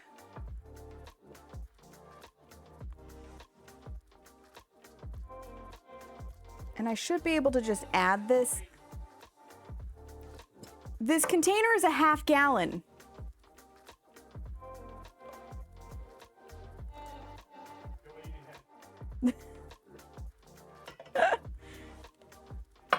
He's like, I bought you a quart. It's like, no, you bought me a half gallon.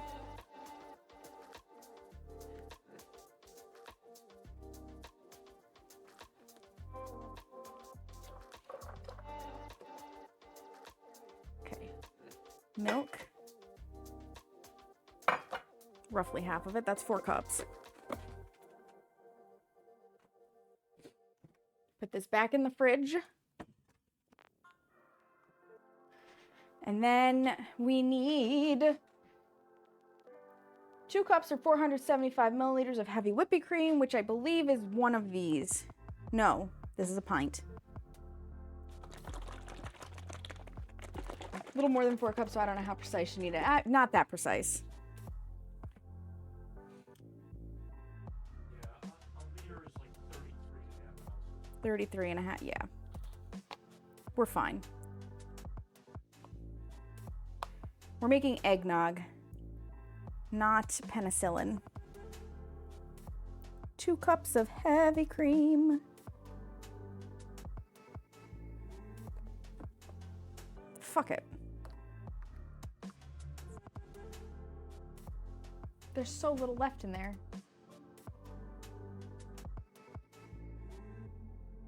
Oh, 473 is less than 475. Duh. Duh. Listen, my reading comprehension is as bad as Seamus's today. That's all. Heavy whipping cream to thicken her.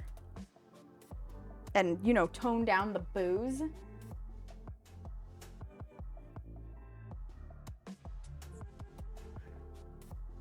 The 3 cups of booze that are in here versus the 6 cups of not booze. Okay, how much nutmeg? 2 teaspoons.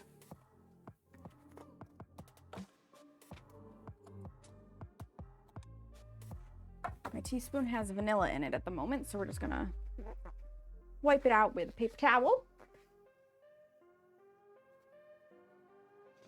So I don't forget. Put the overhead cam back on. 2 teaspoons. 1, 2. But again, Seamus, I'm going to reiterate, I hope you really like eggnog. I think we're going to have to give some of this away to friends and family.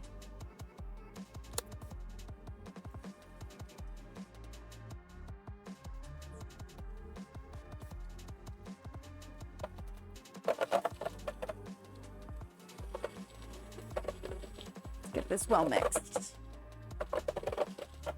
This doesn't even have the egg whites in it yet.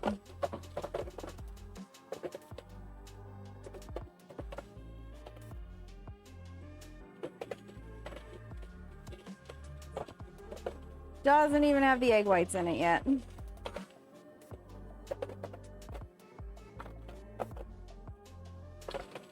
My word. I definitely could make this for Christmas, though.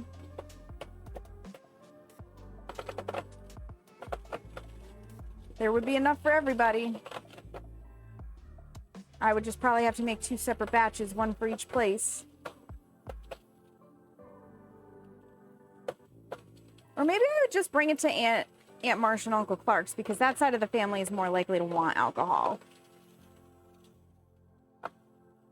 And then I only make one batch. Okay, that should be well incorporated. It's nice, it's frothy, it's splattered everywhere. Me, the island, probably the wall.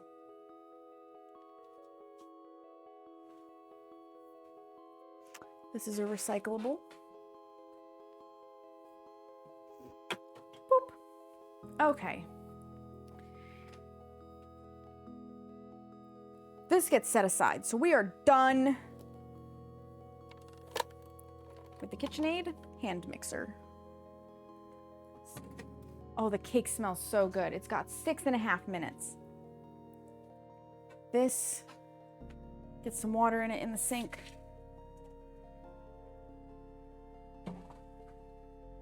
Which means that the beaters can sit in it. Perfect. So that they're not getting like crusty egg stuff on them. I'm gonna set this back here for the moment. We can unplug this. Since this is all of my working space, I've got to clear the deck. Gotta clear the deck. So who's coming over for eggnog? We don't encourage those heretics. What, the Briggs is? And I am okay with giving that name out because it is a very common name.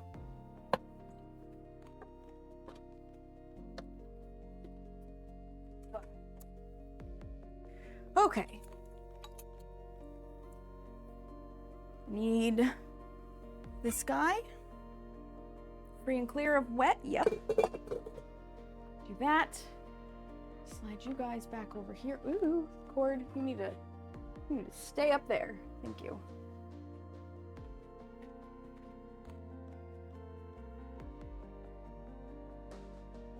Like so. I mean, if I could. I mean, I wish you could, L&D. You dried the bowl pretty well. Yeah, I appreciate. Because extra water when you're trying to whip up egg whites can actually be counterproductive. Even though egg whites have a lot of water in them, it destabilizes them basically.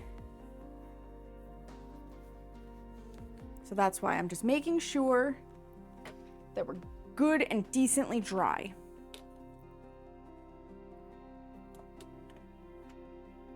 Because all we're gonna do is beat the whites until you achieve soft peaks, then beat them into the eggnog half at a time.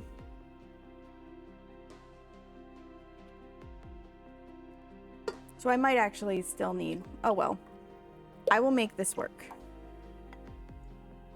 Even if I have to do it to start with a hand whisk and then put them back in here. There are ways. There are ways.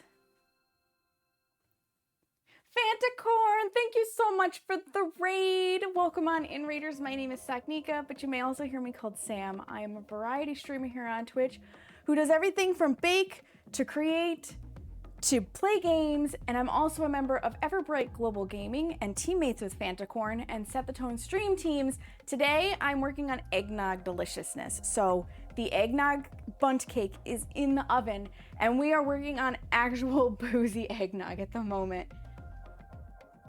I lied. Oh my God, I thought, oh. Okay, here's the thing. I can't see OBS that well. I thought I heard the raid because I can't hear very well. And then I saw just a color that looked like the raid on the side of my screen, and it's not, it's something else. What the fuck is she doing? Yeah, Yep, listen, brain, not all there. We're just gonna scratch that from existence. Back to this. Ignore me. Enjoy the ads.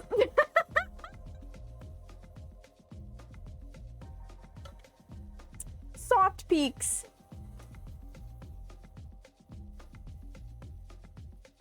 cake tester. Have you ever seen somebody who just gets completely begobbly-gooped in the brain? Yeah, that's me. That's me. But you should follow Fantacorn, by the way. Wonderful individual. I just needed to get my cake tester out here. So I don't use toothpicks, I use this guy. If you can see it. You can sort of see it when the light hits it right. Because cake has 90 seconds. Ugh.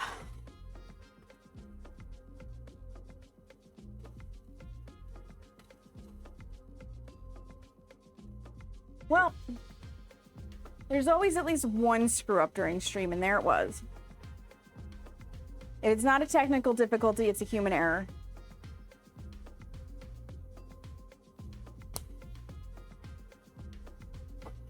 Put the whiskey and the brandy away. We're gonna need a booze cabinet, Seamus. We are getting a lot of booze just between mixing drinks and stuff for cooking with.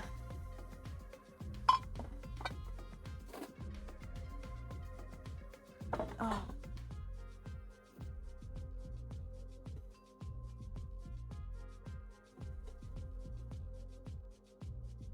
ID10T area, basically.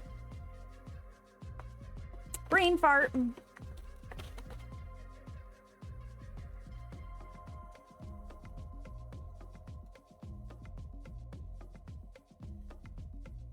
Putting stuff away while that mixes, because I might as well.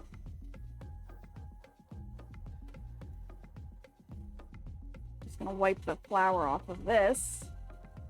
That's all that's on it. We're gonna use it. Getting there. Getting towards soft peaks. That cake looks amazing. Oh, did you come out and peek? Did you come out and peek?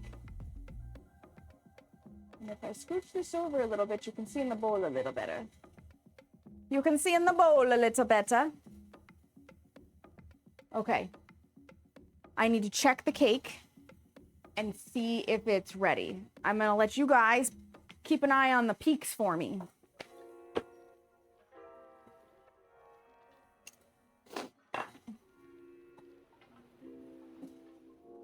Oh, it smells so good.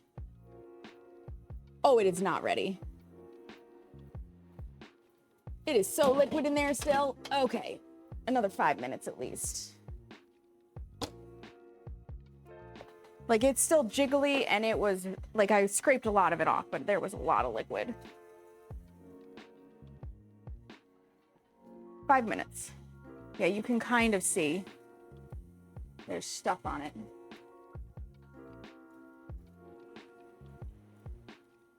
Wipe it clean. This is part of what I love about this. It's reusable, so I don't have to constantly buy toothpicks.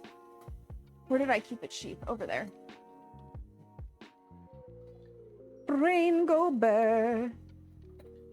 Brain go bear.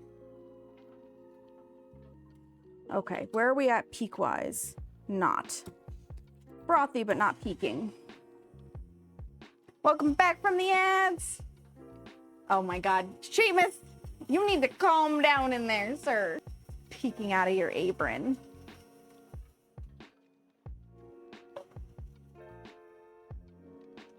What am I gonna do with you, Seamus? What am I gonna do with you?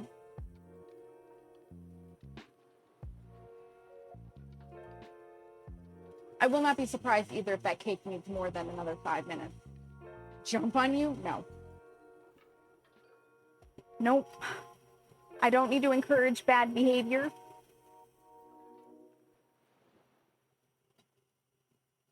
You're a naughty boy. Dirty naughty boy. Okay, where are we at? I don't think we're peaking yet. Getting close. We're close. Not quite there. Boo! You can boo all you want, Seamus. The truth. The truth. Boy, it's a penis. Hi, Anne. Welcome in. How are you, friend? And there's so much booze in this eggnog.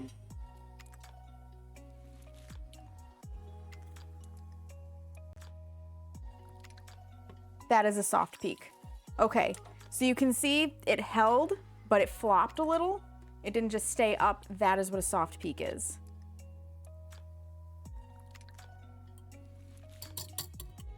So there's our soft peaks. Set that there for the moment. Can you imagine having to beat that by hand? No. Be miserable anytime. Aeon's here for you, Seamus. Okay, so we're gonna put half of it in here and I will beat this part by hand. And then we're gonna pour all, whoa. Ara.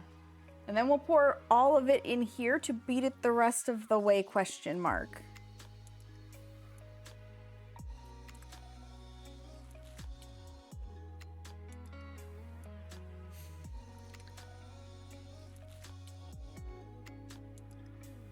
Well, let's just start with getting the half done. And I'll go from there. I'm debating on if I might actually end up having to do it all by hand, since I put the beaters already in the sink and I don't feel like washing them or getting the KitchenAid hand mixer back out. Let me slide you guys, excuse me, back this way so that you can see what I'm doing.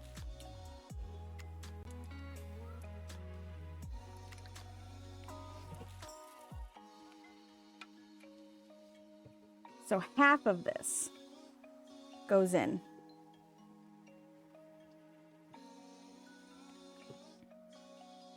And we're gonna beat it.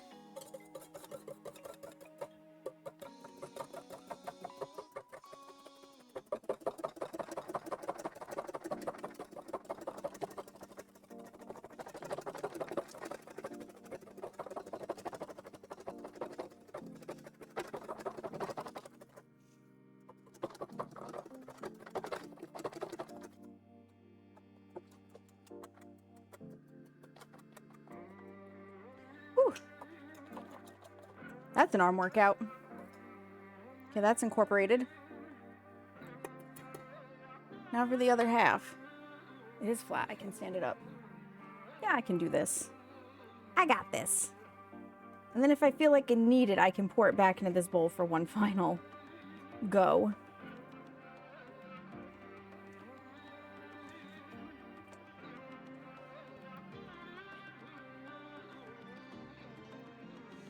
Do you think we have enough eggnog, Seamus? It goes good, actually. I need to check it. Keep an eye on that eggnog. Keep an eye on that eggnog. I gotta poke the cake again.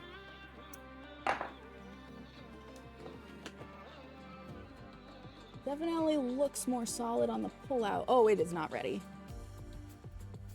5 more minutes. It's getting there.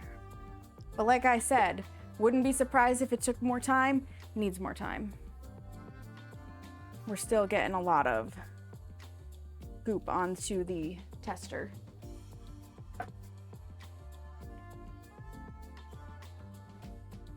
Possibly enough eggnog.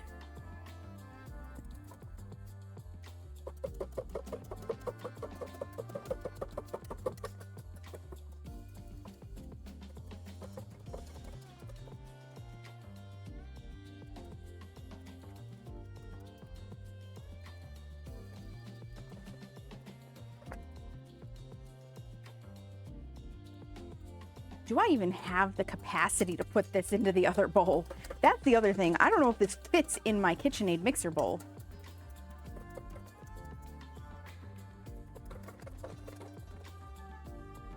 You know what? I need to just not be lazy. Because that's very, like, holy smokes. It's an interesting flavor. This is unlike any eggnog I've ever had. I can see why you need to let it thicken. I can see why. I licked the whisk. Ugh! Come back to me, KitchenAid hand mixer.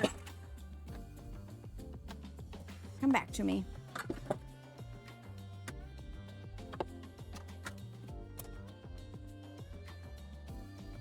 just be easier. Let me get out the whisk attachment. Because that'll also be fine.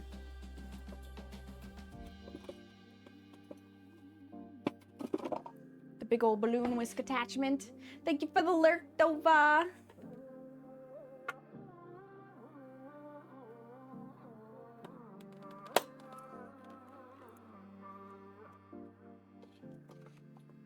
Plug her in, plug her in.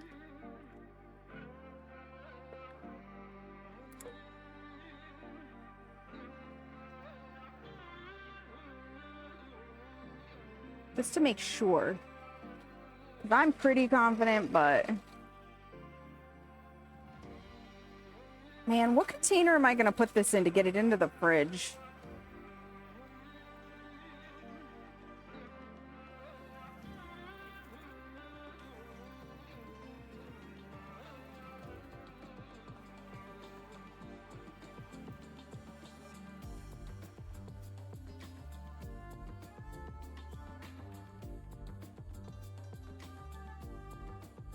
That is a very good question. I think Seamus just went to find a container.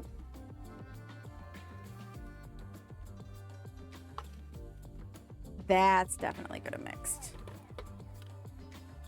Oh, beautiful. That works. Is it nice? I was about to say, is it clean?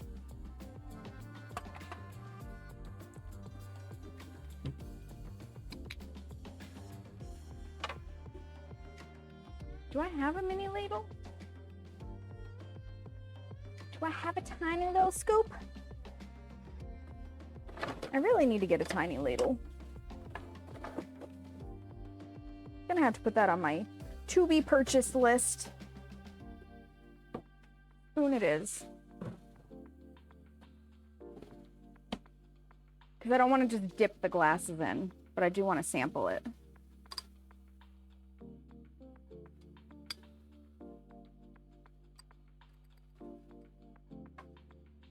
And of course, Seamus is going to need to sample it.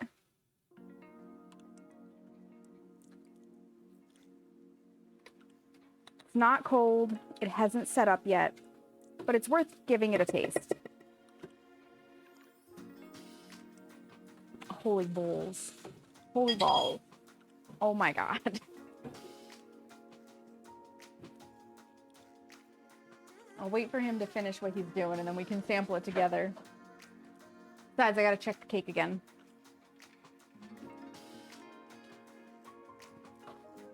Got 20 seconds, but I'm just gonna go check it now. I'll let you guys. I can spin now. I have the capacity to make a spin real fast.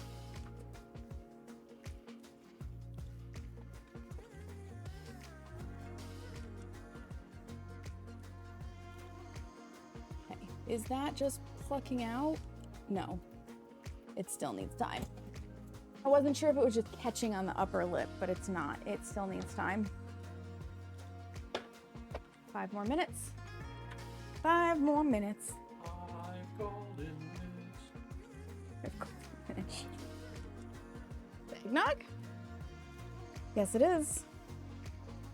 Hi, Torque. Welcome in. I thought this was the get baked with me. Not quite, Torque. Not quite. How are you, Torque? How's it going?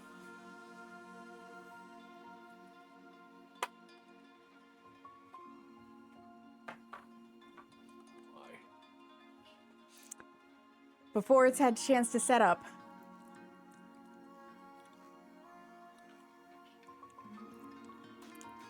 Crap. That is a lot of booze. That is a lot of booze. The alcohol hits you right in the back of the throat. That is Irish whiskey. That is fucking delicious. Seamus likes it, but it is so much booze. I got called out of work because I was up way too late last night. Ooh, yeah. So yay, extra day off. You know, sometimes it happens. Sometimes it does happen. Hopefully you get some good sleep tonight, though.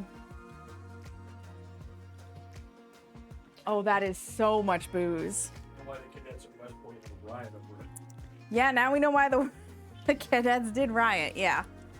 What, Hera? You're back.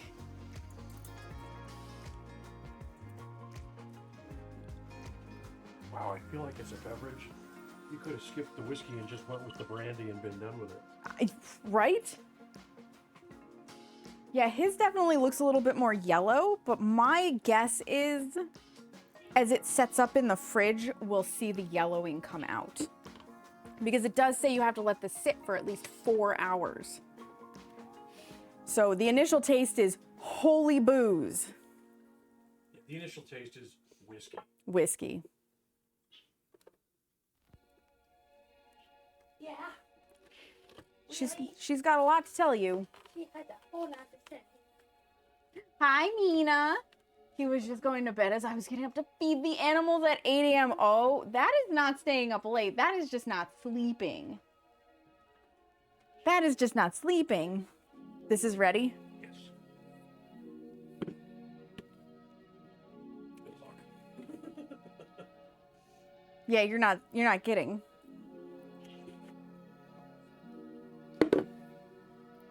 She is just so talkative. She is super chatty.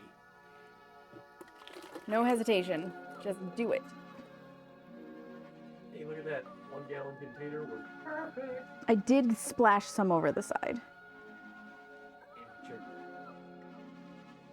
I don't see you pouring it, Seamus.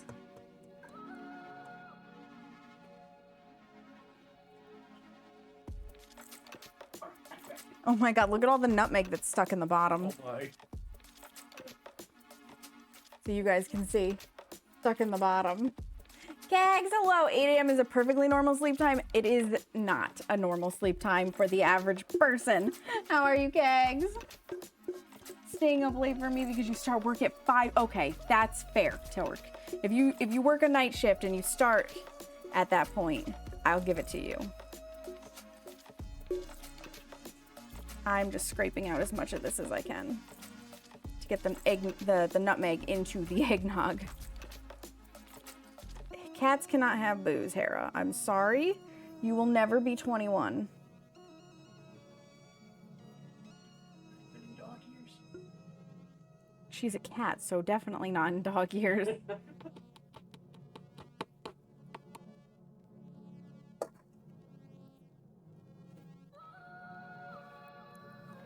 Actually, before I put the lid on, let me clean up the edge where it splooshed. She is extremely happy. She's getting uppies. At this point, she doesn't care who gives her the uppies, just that she gets them, huh, Hera? You're in the room, so she's content. Yeah, there's that. Okay, put the lid on.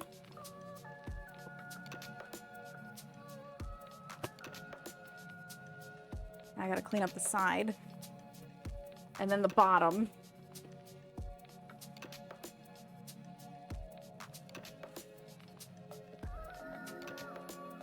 You could say that. Ugh. Well, she thinks a lot of things.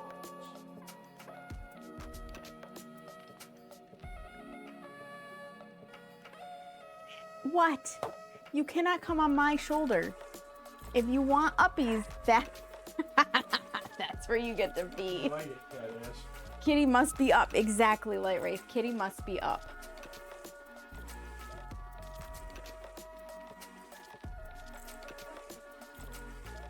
And there's the timer. It's just gonna have to hold on a second while I finish cleaning that area up. Okay. Dismiss that. Tester in hand. Do a little spin. Oh, there's Seamus again. Hi. Run away, Seamus. Run away. Ugh.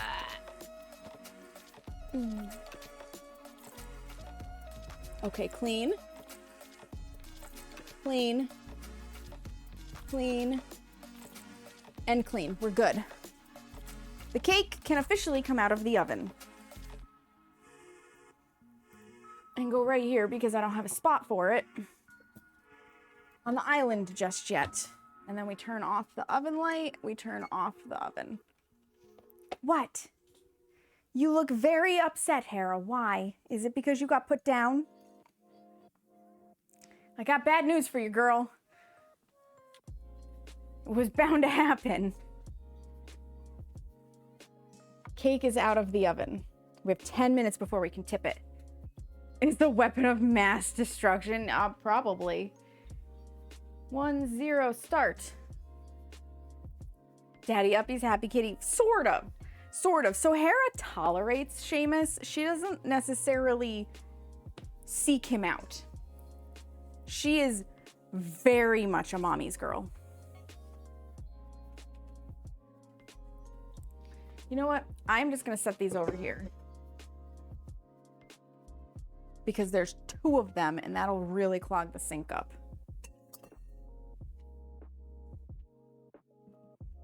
I might still need those, so I'm gonna hang on to them. You're welcome, Seamus. I might still need that. This has to go in the fridge. Good Lord, that is so much eggnog. Oh, where do I put this?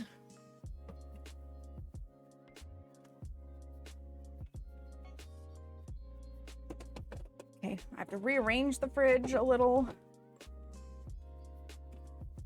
There we go.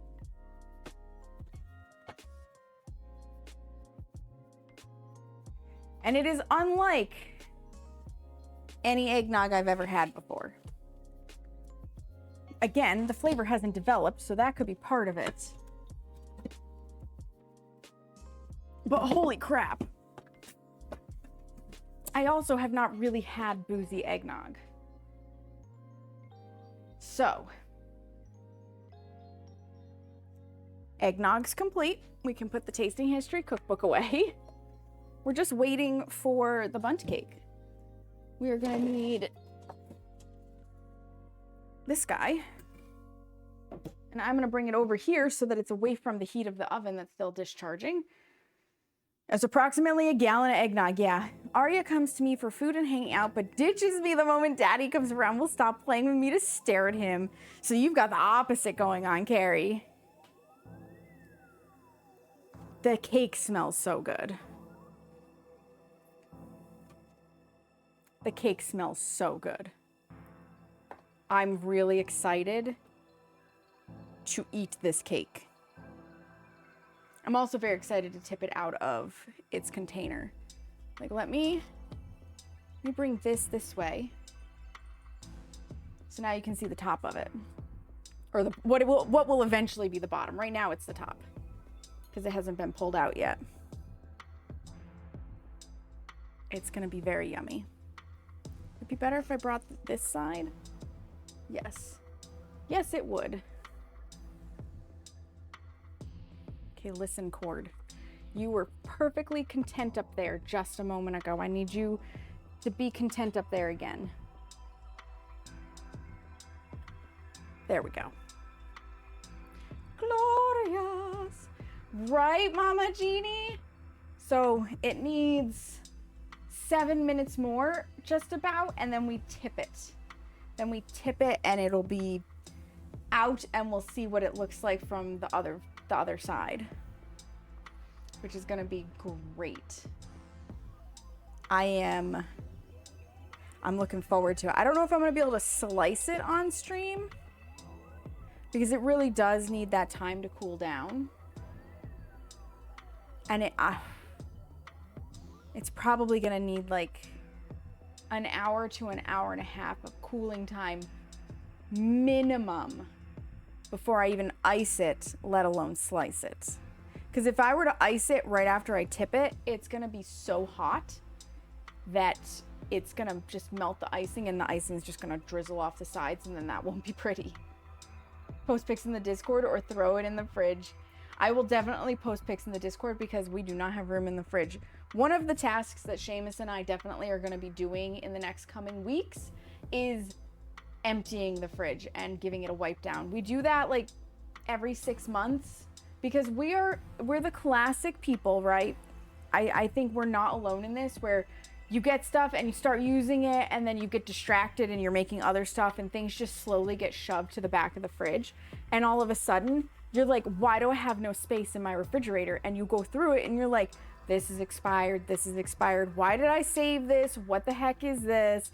Thankfully, we don't have any science experiments. We're very good about leftovers in their little containers, making sure those get used and cleaned and put away. But I am sure there are jars of jam in there that will be like, We might have opened pickles that got stuffed to the back. I think there's some cherries that have been open for a bit that need to vacate. And stuff like that. And then there's, oh my God, we always end up with so much booze and we forget about the booze because it also gets shoved to the back. So we'll have to go through that. Why are you falling off of the shelf? Oh, it's because of the light. Oh dear. No, it's because of the plant. My jade plant is taking over up there. Catherine, thank you so much for the raid. Welcome on in, Raiders. My name is Staknika, but you may also hear me called Sam. I am a member of Everbright Global Gaming with Catherine.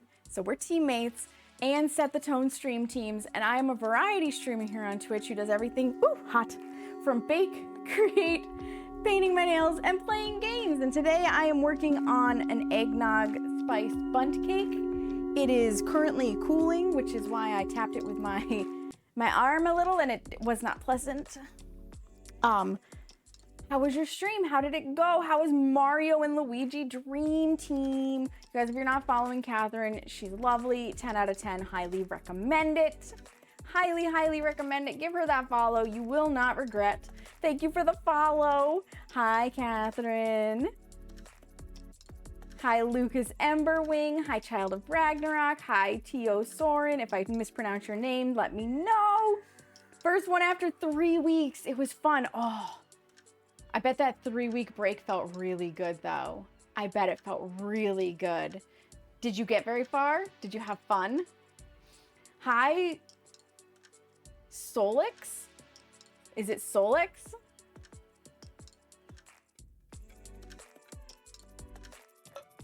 Just a little progress. So a little progress and a lot of chatting. Nailed it. Yes. That doesn't happen very often. We got 3 minutes before we dump this onto the cooling rack. Before we dump it onto the cooling rack. Catherine, of course, if you need to raid and run, if you need to get post-stream self-care, if you need to get ready for bed, because I know you're across the pond and it is currently going on midnight for you. No, 11? Going on 11 for you. Almost midnight. I totally understand. Would love it if you wanted to stay and hang out, but appreciate it if all you can do is lurk. And I always appreciate it for the raid. It's 10:40 p.m. Yeah, I just looked at my watch and I was like, it's late. It's very late. Super late. I will mostly raid and run because you're hungry. Yeah, go get food.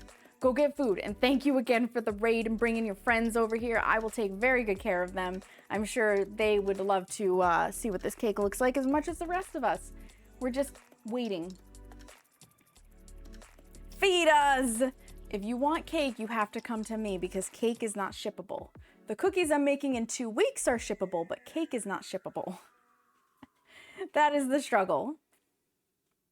That is the struggle, right? Like, cake doesn't ship very well. It would be problematic, to say the least. Problematic, to say the least. Oh, it smells so good, though. Not with that attitude, it ain't. Listen, based on experience, cake shipping would be an issue. So, no lie, this year, USPS, I think they got inundated. So USPS is the United States Postal Service for anybody who's outside of the country and doesn't know the acronym. I shipped, I think it was like 16 boxes of cookies, 19 boxes. It was a lot of cookies. Of what got shipped, most were broken. One person's in California had half of the box smashed in, so he had a lot of crumbs. And 2 people had porch pirate issues. So it was cursed. It was very cursed. But those who did receive said that they were still tasty. Based on the state of those cookies, this cake would not ship very well. If you could ship a cake across the world, how would you do it? If I could. gosh. It would have to be in like a form fit box. Like fancy cake like this, somehow it would have to be a curved box to just hold it steady so that it had strong support on all sides. It couldn't be loosey-goosey floating around.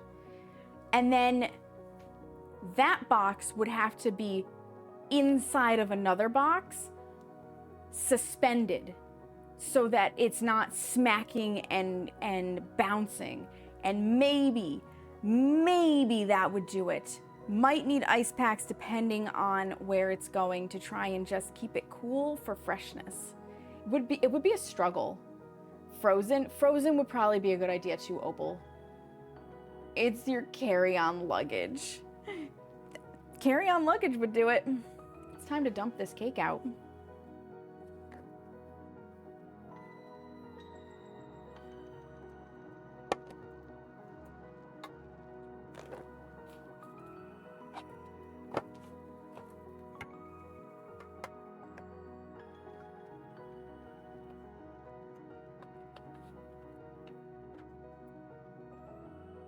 Still need these because this is still hot.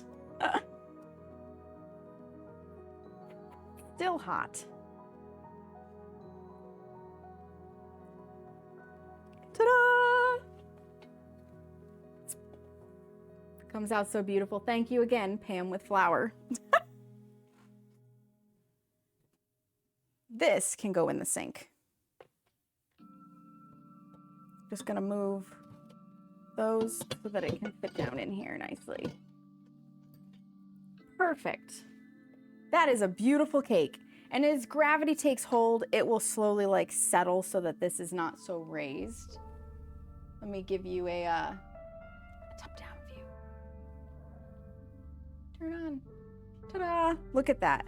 Look at that. These are all air bubbles, this weird coloration, because what happens when you bake a cake, the outside caramelizes. So these are spots where air bubbles came to, like, they were working their way out and it didn't quite caramelize. But that is gorgeous. That is stunning. It came out of that so cleanly. I'm very pleased. You've heard that the cake is a light wraith? Not this cake.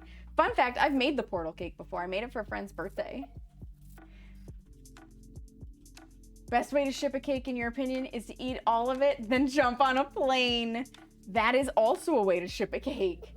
Last time I flew was on a full flight, and they forced me to gate check my carry-on. It didn't survive the trip, and they replaced it gratis. Thankfully, I had no breakables contained there, and oh my gosh, Nivex, yeah. Yeah, oof. I didn't even know, so the one and only time I've traveled by plane was when we went to Vegas in 2019, February 2019, and I didn't know that you could potentially have to gate check your carry-on, and my carry-on was just like an over-the-shoulder bag. It was not solid at all. You got it, Legatus. After you eat it, it'll be a lie, Seamus. I mean, it will still have been the truth. It just won't exist anymore. That's amazing, right? Oh, this cake smells so good. So now it has to cool, though. And it's going to have to cool for at least an hour. That cake looks good, though, right, Ragnarok? Is Ragnarok an okay thing to call you? Let me know if it's not. I cannot wait to cut into this. But yeah, if I were to put icing on this, it would just melt everywhere. It's going to take an hour to cool before I can ice it. And then it's going to be at least another like 30 minutes probably before it's cool enough to eat it where you're actually going to get the flavor. So the heat of baked goods can sometimes destroy the way your taste buds taste things. Like a lot of times when you eat something that's still hot, it has more of an eggy flavor. And then as soon as it cools down and the flavor has really developed during the cooling process, it tastes so much better. The bag itself was soft and okay, but the plastic where it joined the extendable handle disintegrated. Oh, I believe it. Ragnarok or Ragrafine, you got it. You got it. Yeah, I bet, Nivex. That's rough. That is super rough. I'm gonna give you guys a preview of 2 weeks from now. 2 weeks from now is the next baking stream, because next week is nail art. Yeah, it's gonna be nail art. I'm way overdue for painting my nails. So in 2 weeks, the baking stream is gonna be snickerdoodles. Those are snickerdoodles. If you've never had a snickerdoodle, you are missing out. You are absolutely missing out. And it's funny. It's funny because my snickerdoodle recipe is what I believe to be the creme de la creme. It is the ultimate snickerdoodle recipe. It's the way snickerdoodles should be. Thank you for the follow. I appreciate it. I got for Christmas Baking Across America by B. Dylan Hollis, and it also has a snickerdoodle recipe in it. So I was very surprised to find out that snickerdoodles come from Connecticut because of this. Drools all over keyboard, right, Fantacorn? Trying to reduce my snacking recently. Cold turkey does not work. Absolutely doesn't, Ragnarok. And that means going cold turkey, not snacking on cold turkey. I mean, either way, it wouldn't work. You definitely can't replace sweets with cold turkey. I mean, if you're gonna snack, you could do worse than cold turkey. Healthy, there's that, Light Wraith. I should send you our recipe and you can compare. You should absolutely send me your recipe so I can compare, Fantacorn. So in here, where are they? I think snickerdoodles are page 43. You just saw what mine look like. Flat and wonderful and delicious.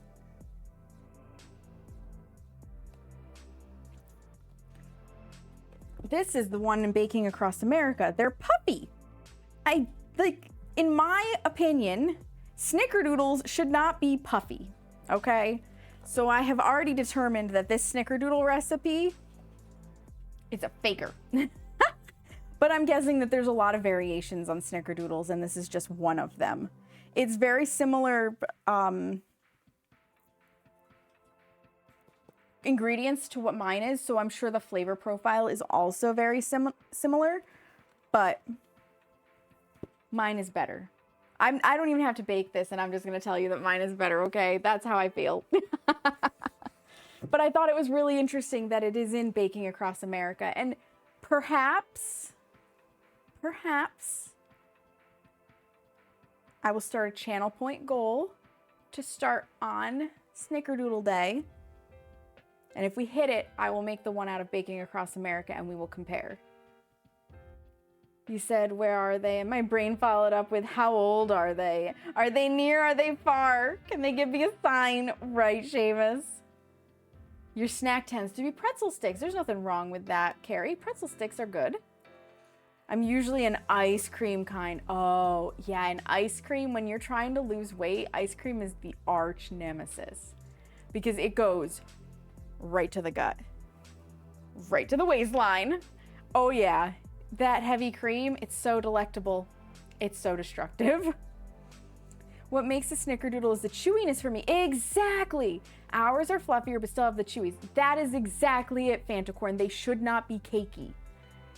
The outside edge crisps up a little bit and the inside is just this. It's a very particular chew. I don't get it in any other cookies. It is particular to snickerdoodles. There is no describing it, but they are chewy. You've noticed, yeah. Gelato, Yep, gelato is good. Yes, yep, you got it. You get it, Fantacorn, yeah. I may have to start doing the thing where you make ice cream out of frozen bananas. You know, I've heard of that. I've never tried it. But it is definitely an idea because if it's the same consistency and flavor, although banana has a very strong flavor, so I would be interested to know if you can cover that up. But if it has the same consistency and flavor as the ice cream that you want, but it's made out of bananas, that is a win in my book. I can absolutely send you my recipe, Fantacorn, because I have it easily accessible in my Discord. I can snag it and send it to you right after stream. You tried it once, it works? Oh, awesome. It's actually really good, Kags. Yeah, I've never tried it, but I'd be interested in it. Doesn't taste that much like banana. Oh, fascinating. Because When I was using banana, so story time a little bit. My sister, when she was getting married, at her bridal shower, there were going to be people there who were vegan, and there were going to be people there who were gluten-free, and of them, at least 2 of them were both vegan and gluten-free. So I offered to make the cupcakes for this event. I made a whole bunch of cupcakes, and I did tea cakes. I flavored them with tea. Like, they came out fantastic. I developed the recipe myself. I did most of them as just your regular gluten fabulous cupcakes with milk and all the everything. But in order to convert that recipe to be vegan and gluten-free, I had to substitute the eggs and the milk. Now, the milk I could easily substitute 1-to-1 with oat milk, but that still left the eggs, because you have to know in your recipe if the eggs are going to be used for leavening or if they're used for binding, or both. Because if binding, you're going to need chia seeds in a mixture to help get the bind. And if leavening, then you can use fruit. So, no, if leavening, it's baking soda. Binding, it's a little bit of chia seeds or fruit. It's been a long time. My sister got married back, like, we did the bridal shower back near COVID. It's been at least 5 years. So the 2 fruits you can use is apple or banana. And I found that when I tried it with banana, because I had to taste test these, the banana flavor was so strong it overpowered everything else, and it was just like making banana bread into cupcakes. But the apple worked great because it had like a much more neutral flavor, and it gave a little bit of a sweetness that really needed to be lended back to it, because oat milk doesn't have the same sweetness that regular milk does. So the apple worked perfectly and the banana did not. Automod, you drunk? Automod is probably drunk. Automod is almost always drunk. And if you want to add extra protein, you can also silken tofu to it. I use flavor silken tofu in smoothies. Interesting gag. So I don't like the texture of tofu, but if it was liquefied, it might be okay. I went to search for you on Discord to send you a reminder, and I searched for you under the name Snickerdoodle. Whoops! Say it ain't so. Right, Automod is always screwy. Some of the keywords are similar to follower bots. Oh, maybe. Probably the Discord. I don't think it's the Discord word, because people talk about Discord frequently. But it might be under the name, because Automod might be going with, oh no, personal information. It's a robot. It doesn't know what it's doing. I hear good things about using chickpea water as an egg substitute, but maybe that's more for when you're trying to make mayonnaise or that kind of thing. Yeah, probably, Ragnarok. Probably. When it comes to baking, the combination of a fruit and baking powder works beautifully. Or baking soda, depending on what you're making, because baking powder reacts with basic liquids like water, and baking soda reacts with acids, so more of like lemon juice and stuff like that. You kind of got to know the science behind it to convert recipes, which scratches my brain in all of the right ways. Like, I love doing that research and figuring it out and learning the whys and the hows. I probably should have gone to school for culinary, but why go to school for it when you can learn it on the internet? It's fine. Search for you on Discord. Yeah, that's probably what it was.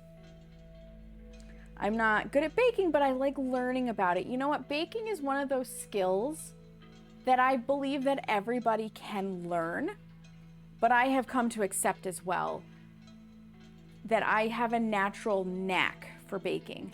And I think it comes from the fact that my mom loved to bake.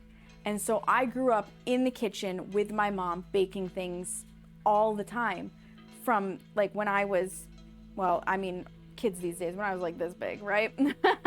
I haven't grown that much. I'm very short. So I have the bonus of having been baking now for 31 years. Because I started in the kitchen with my mom really when I was 5 is when I can remember baking with her. And I'm 36 now, so it's been a lot of practice. A lot of practice, but it's definitely intimidating when you first get started. And there are still some things that I don't bake because I am intimidated, but we're going to try them this year. I'm making it a personal goal. Bayu, hi, welcome in. How are you? Humble brag, you're good at cooking. You know what? I'm not. Cooking is where I just have no interest. That's me. I cook, she bakes. The only baking I can do well is bread. Yeah, Seamus can make bread. Seamus can absolutely make bread. But when I first moved in here, he didn't even have like a pie plate. He did not bake. He did not have a hand mixer. He did not have a stand mixer. Like nothing for baking. So my first pie that I made here, first of all, I had to go to my friend's house to borrow a pie plate. I had to call her at 7 in the morning to get the recipe for a pie crust because I thought Seamus had a cookbook that would have pie crust in it, and newsflash, he didn't. So I had the recipe for the strawberry rhubarb innards, but no pie crust recipe. So I had to call my friend for a recipe and then go to her house to get a pie plate. She didn't have a hand mixer or anything for me to borrow either that I recall, because she doesn't bake a lot. So bring the pie plate and stuff back here, and then I had to use 2 forks. Okay, the old school method to cut the butter into the flour to make the crust. Mix everything by hand in not big enough bowls because he didn't have big mixing bowls. Oh my God, it was such a palaver to make him my first ever fruit pie. I had never made fruit pie before this, but he had mentioned that he really likes strawberry rhubarb pie, and I was like, bet, I got you. We have been together about a month at this point. I think that sealed the deal.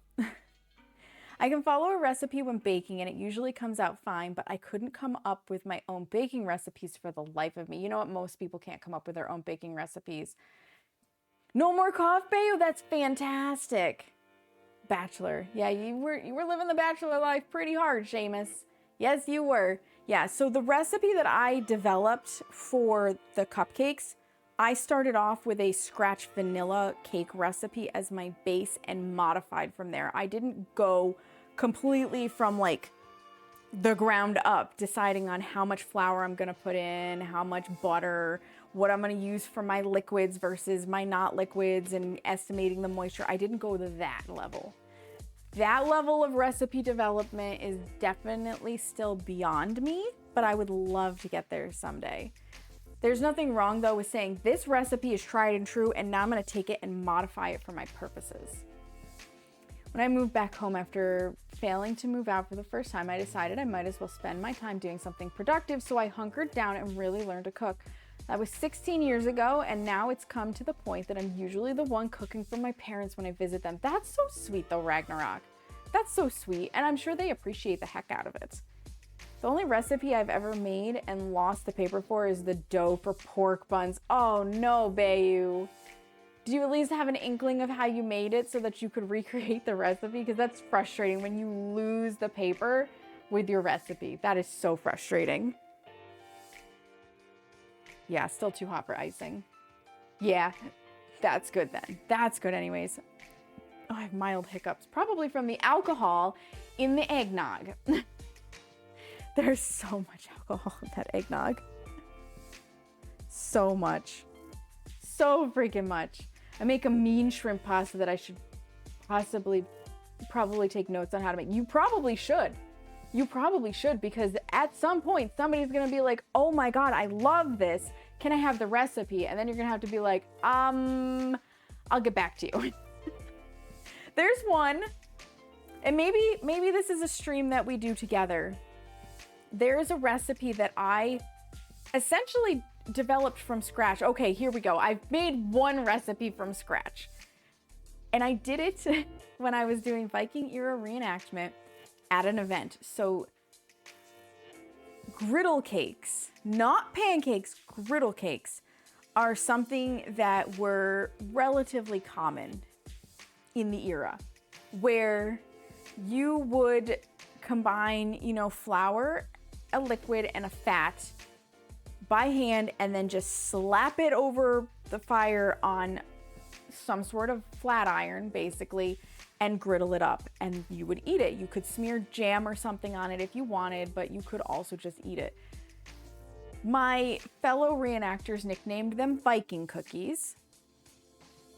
But what I did was I started out with flour, just dropped it in a bowl, and I added mead.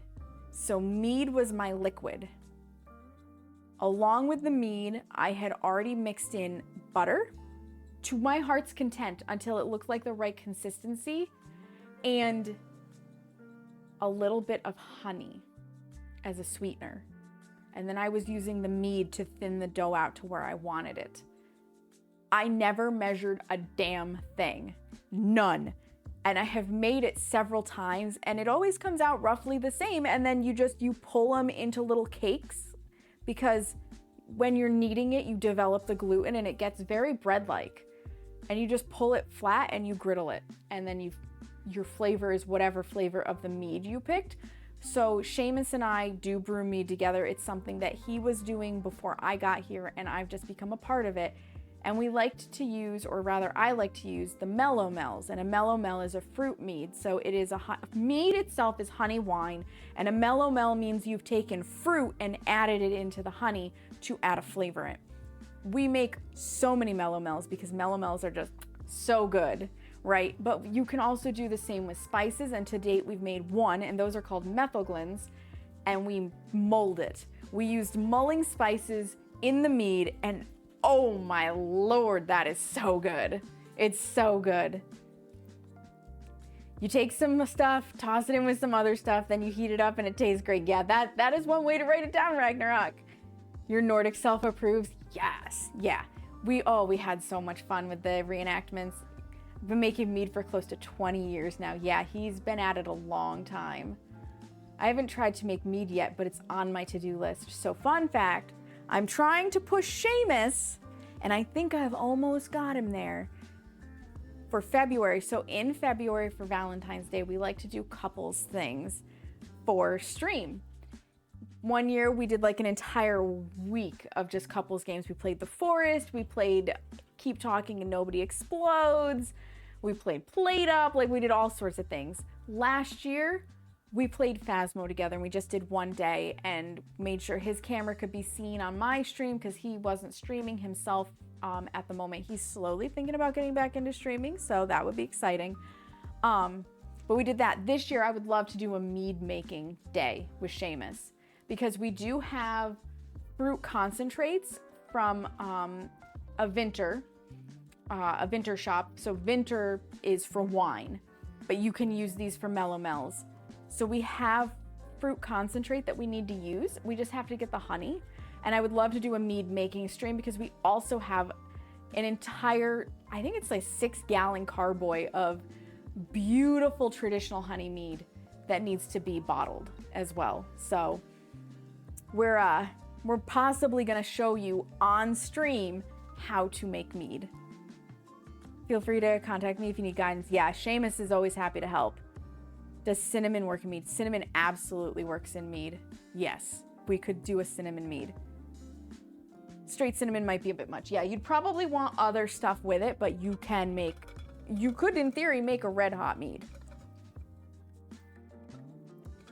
Completely unrelated, but this is making me want to experiment with red onion pickling. Oh, pickling would be fun. I've always said I was gonna get into it, I just haven't. I have way up here the Complete Book of Home Preserving by Ball. So they're the ones who make the jars that most people commonly use for canning. I have canned to date pasta sauce, and I have done blueberry sauce, and I was trying to make strawberry rhubarb jam, but it ended up more saucy, so I've made that. So I've done 3 things. I want to get into pickling. It seems like so much fun. I want to do more canning because it's fun. I'm kind of debating on making lemon curd this year for people and canning it. I've said this for years. It's just that I always get caught up in the cookies and then I forget to do the canning, and I really need to do the canning before Thanksgiving so that I don't have to think about it. Was to dump in the little red hot candies. Oh my gosh, Opal, yeah, that would be crazy, but they'd have to be at the end because red hots contain preservatives, which would kill the yeast.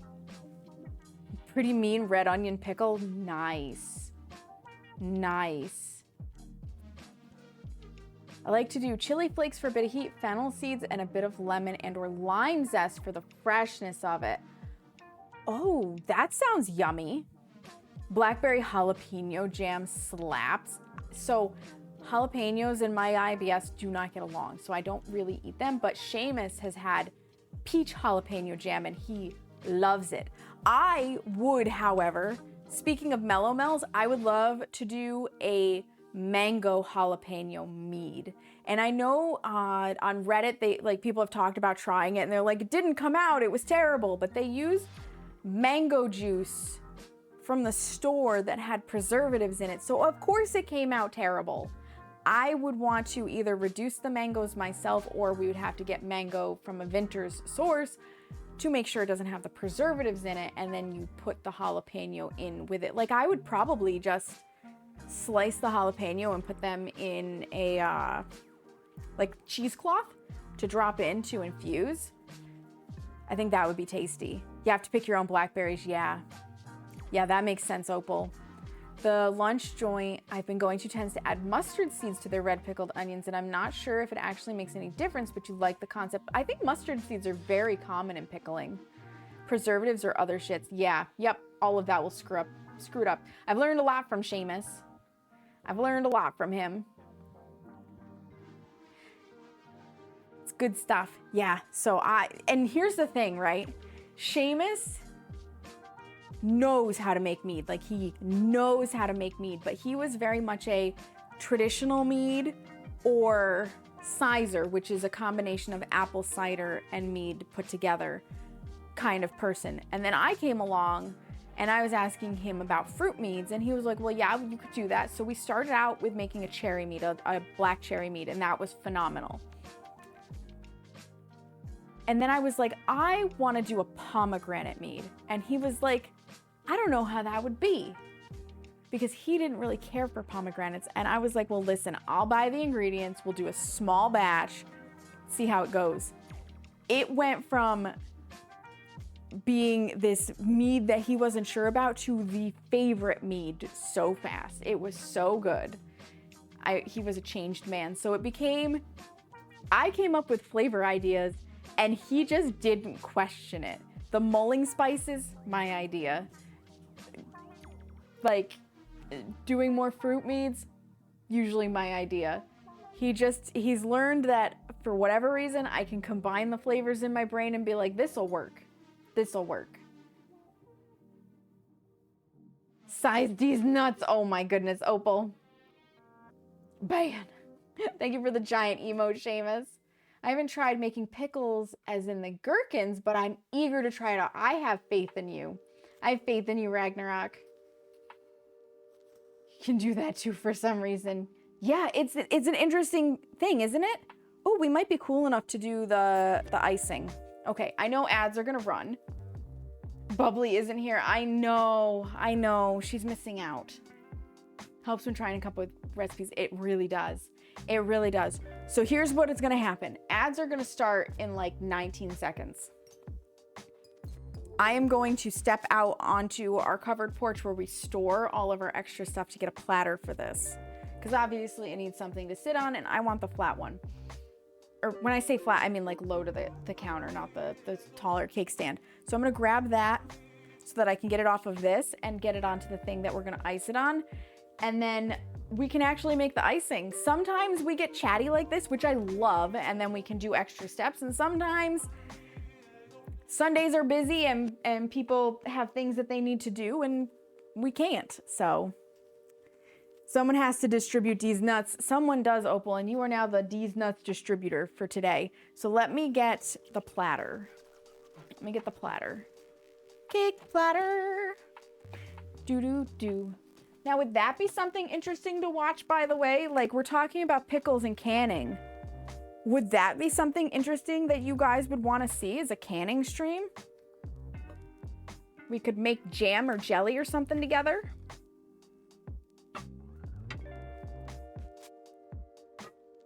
Because technically, technically, it's an option.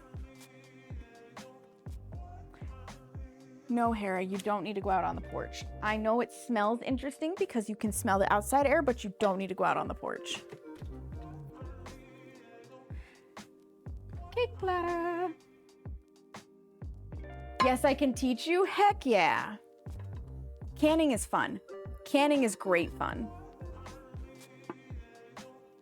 For the 200th time, Oral-B, I do not need a toothbrush. Bubbly would be disappointed if you didn't, Opal. February we'll have a mead making stream. Yay, Seamus! Would be cool to see a mead or bread making stream as well. So mead, Seamus is just confirmed. We're gonna do it in February. Your ads are rude. It sounds like it. And then I do kind of want to do a bread making stream. You just need the time when it's rising. So that's the big thing. Mead, yes. Yes.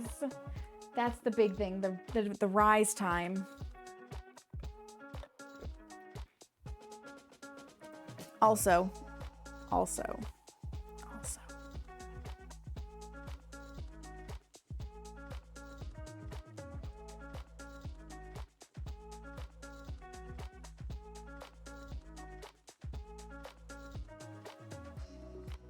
I have a thing that I was forgetting to do, but I need to do.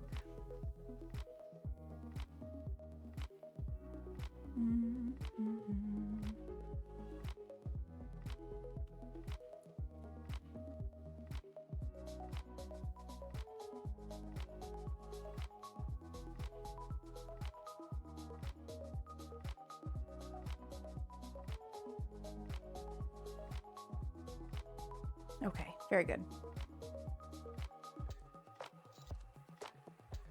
Very good. All is right in the world again.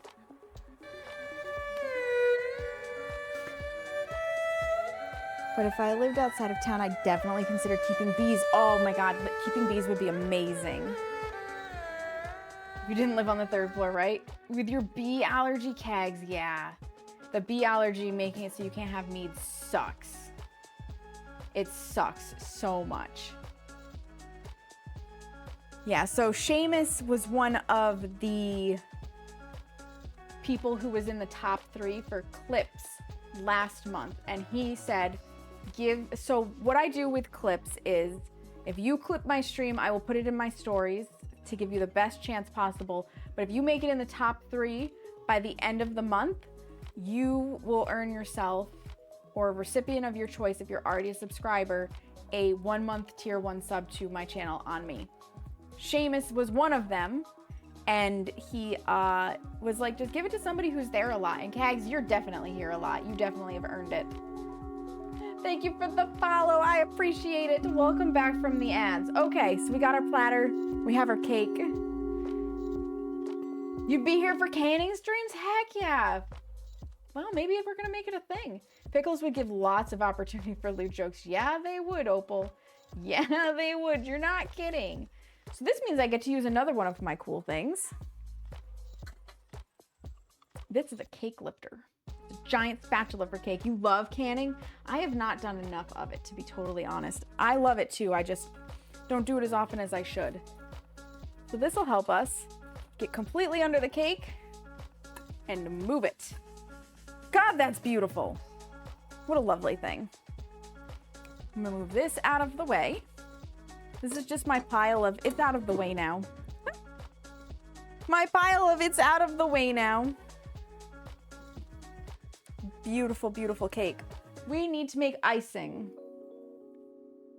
We need to make icing. I'm gonna hit the hay because it's past midnight, but thanks for the food talk. It was fun and validating for you. Absolutely. Sleep well, Ragnarok. I'm glad you could be here. I hope you have a wonderful day tomorrow and a good sleep. Every year I try to can more than the last year. Yesterday I canned pasta sauce. Pasta sauce is fun to can, but it's nerve-wracking because you have to use the pressure canner instead of a water bath. I'd rather it pile there than in the sink. It's easier to wash. That's fair. That's fair. Okay, so for the icing, we're gonna need 5 tablespoons of unsalted, salted, because that's what I have, butter melted, 2 cups or 240 grams of confectioner's sugar plus extra, 1.5 teaspoons of vanilla, and 3 tablespoons of milk, and a bowl. We're gonna need a bowl. Bowl is helpful. Let me get a bowl first. And this will do, just a cereal bowl. Okay, confectioner's sugar, I think is back here at this point, completely. Do I have an open one? That's what I want to know. Before I grab this full one, do I have an open one of confectioner's sugar? That's what I figured, Seamus. I just can't, yeah, it's under stuff. It's, oh, it's so little. We have a little bit of powdered sugar, so I do need that one. Ugh.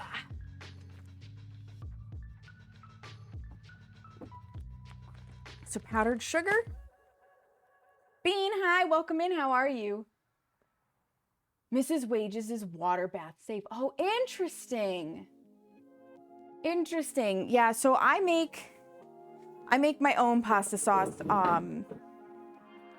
from scratch based on how my Italian grandmother taught me, and it is not water bath safe.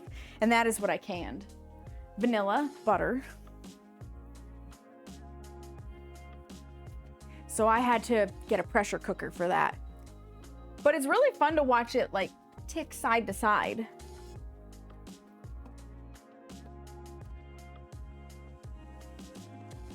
Milk. Morning Bean, you too and your weird sleep schedules. Yep, so that's all of the stuff. All right, 5 tablespoons and a bowl to, well, am I just mixing it all together?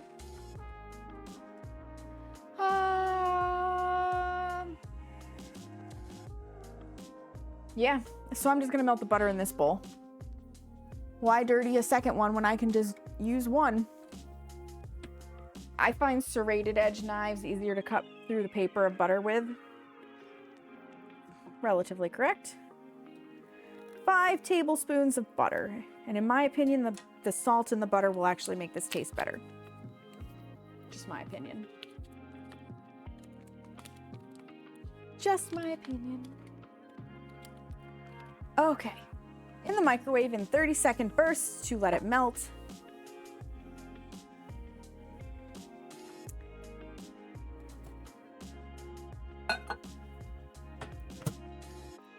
Seconds, put the rest in the fridge. Seamus really just wants to eat this cake, okay? That's what I'm hearing from the other room. He really just wants to eat this cake. He's waiting so patiently. It might be cool enough that I could slice it after I get the icing on and we could have a look-see.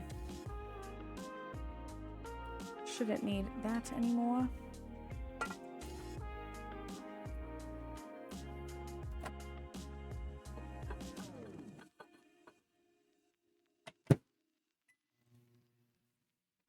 Another 30 seconds, it's like half melted.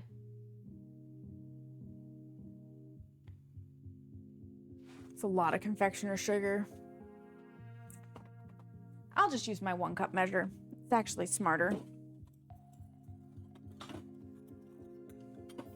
Because it'll be easier to control it to get it in the bowl. Been sick for the last week, and just now, because I didn't have my glasses on, I thought the dog had slipped his collar and was gone. He was, in fact, still on the lead. Oh gosh, Bean. It's rough when you need glasses. Okay. The butter is melted. Just had to make sure, because it splashed a little bit, that I wasn't going to grab part of the bowl where the melted butter was and burn myself. Nobody wants that. Melted butter. All right, to this, I'm going to start out by adding the confectioner's sugar because I want to create a barrier between the hot butter and the milk.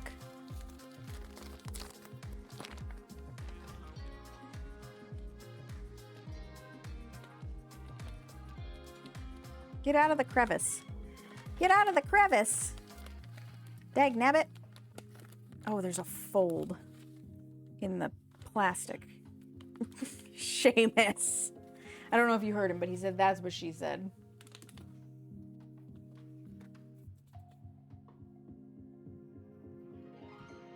Feel like your sleep schedule is that of an Australian? I mean, kind of, Kags. Kind of. You are sort of on a suspender schedule, aren't you?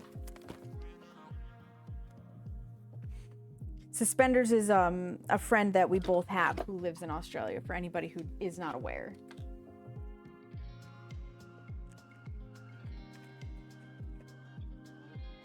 Open her up. Over there. Okay. 2 cups. Woohoo.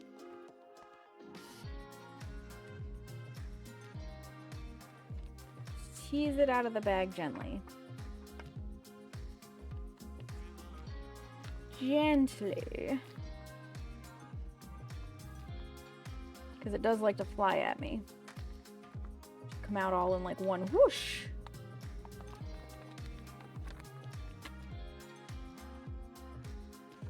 Okay, that's 1 cup. And it did say 2, right? Yup, it sure did.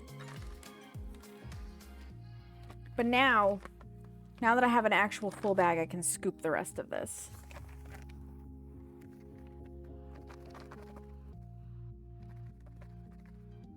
Much better. 2 cups.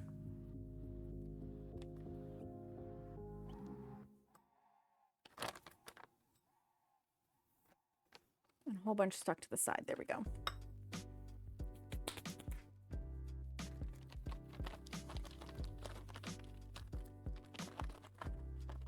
That takes care of the powdered sugar. You both are? Yeah, basically. Okay, we need 1.5 teaspoons of vanilla. The beloved vanilla. And then we will mix this and we add the milk a tablespoon at a time. We may need more for the consistency that we want because the milk is gonna thin it. The butter, the sugar, and the vanilla is to make the icing itself. The milk is to thin it down.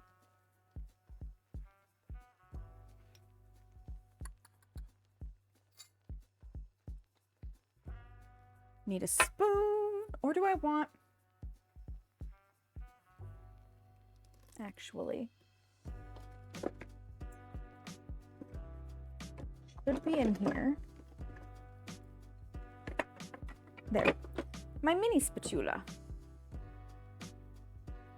Just because then it's easier to scrape the sides a little.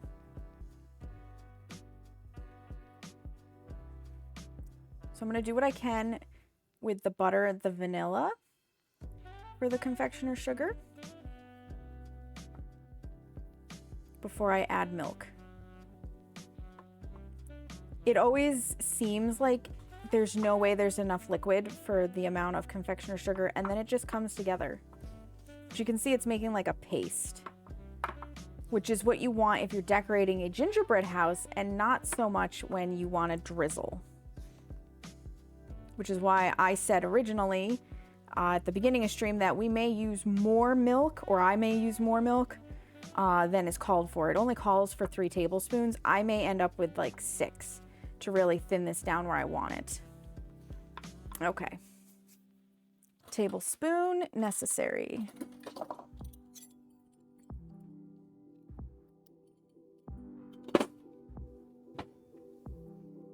And I'm just going to continue using the milk that Seamus got for baking purposes, basically.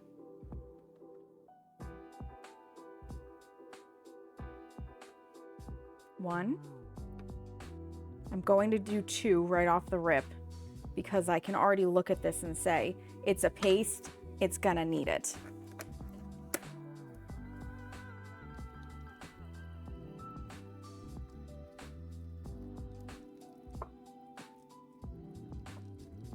I'll add more from here by the tablespoon.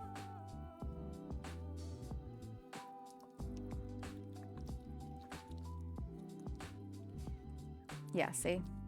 2 has already done wonders.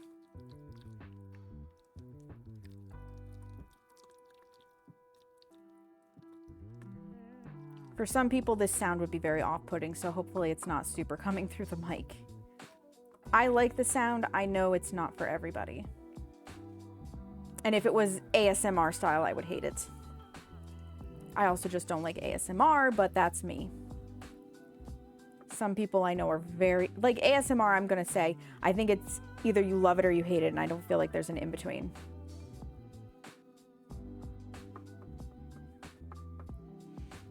Like, no in-between with that. None.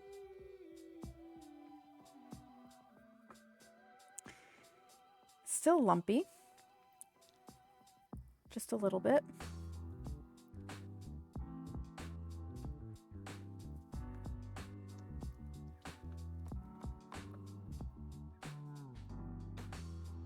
We're getting to a better consistency. God, that's a lot of icing. I want another tablespoon. I want it thinner, but I may not need as many as I thought I would. Because I really want to drizzle this. And I may not use all of this. Again, I'm not piping and decorating a gingerbread house bundt cake style cake. I just want to use a fork to do the drizzling.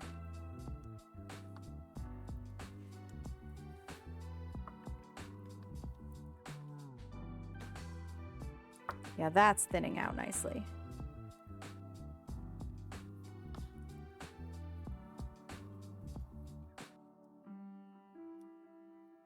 Especially because I don't know about you guys, but I don't like an overly sweet bundt cake.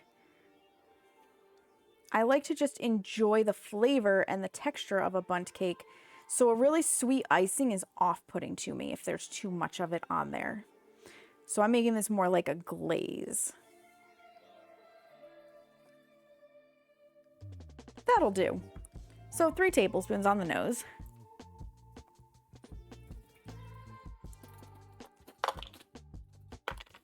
Get a fork because I'll need this. Probably. Or do I think I can do it with the spatula? Maybe I can just do it with the spatula.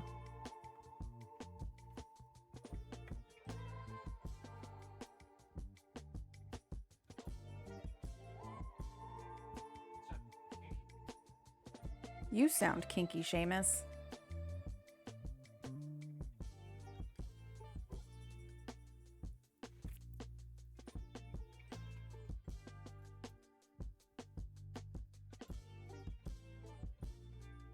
Yeah, just drizzling it on. Just drizzle it on there.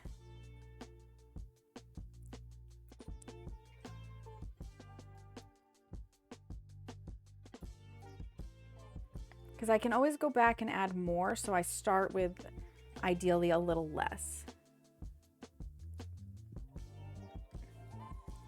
And the cake plate's gonna be a mess, and that's okay. That's the point of having a cake plate and not doing this just on the cooling rack and then letting it be all over my island.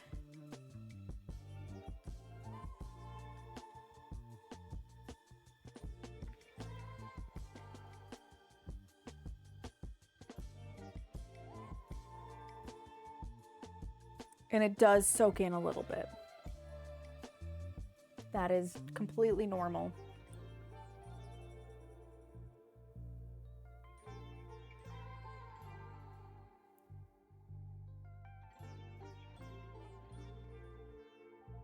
There we go. That looks good.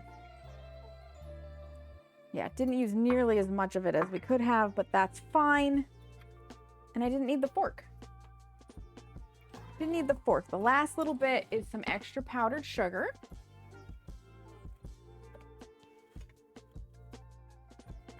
Do you need to be refilled at this point, powdered sugar container? Yes, yes you do. This powdered sugar container has been doing work. In fact, I'm gonna just refresh it.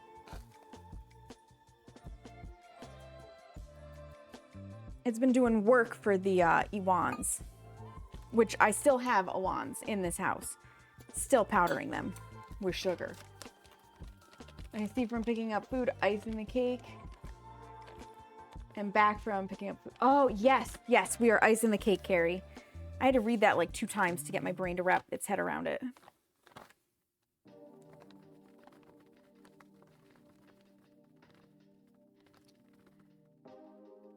I love this little thing. It's a little powdered sugar sifter. Specifically for things like this. Bukkake cake. Bukkake cake? Yeah, basically, Opal. But it's pretty. It's very pretty.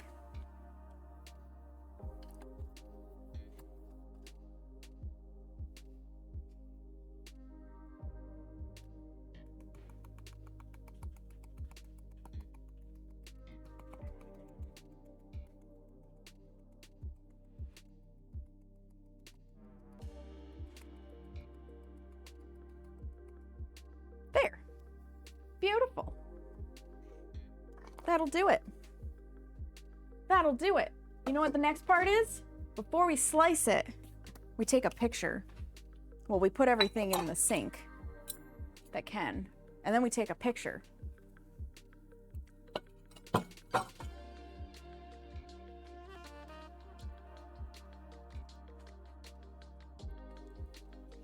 Just set that there.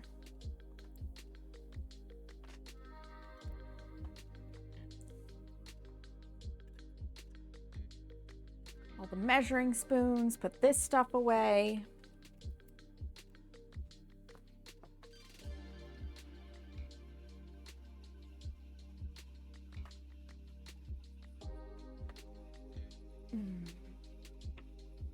Because again, don't need to leave the milk and the vanilla and everything out.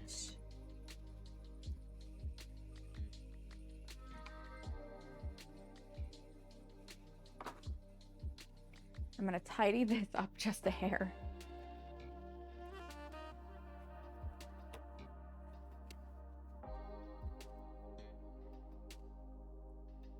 I don't say that when you want to do it though. Oh my God, Seamus. Calm yourself, sir.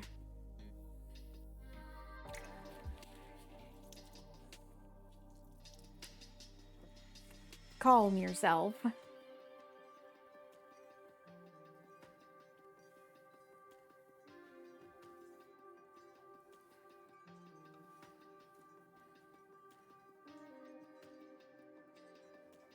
You have to use your inner pervert voice, not your outer one.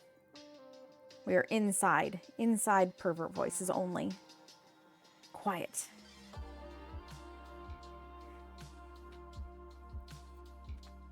There, that's better. That's the better. It's beautiful. It's lovely. Let me get a picture of it and then we're gonna slice it. Which is what Seamus is really looking forward to.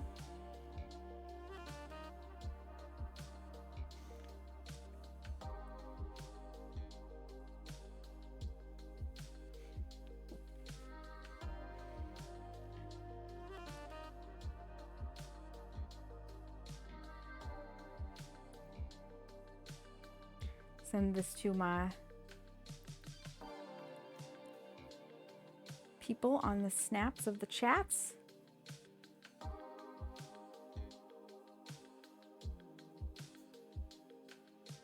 Close out the apps. Okay. Plates. Plates are important.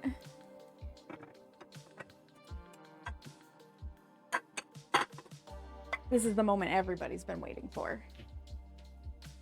What does it look like on the inside and how does it taste? To get the giant knife or to just use a serrated blade? I think I can get away with just a serrated blade. Which will be easier to clean in the long run.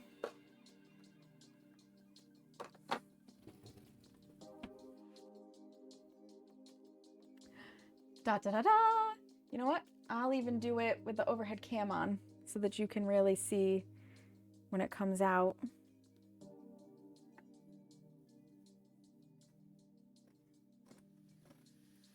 Ooh, the outside is really, it's got a nice crisp to it.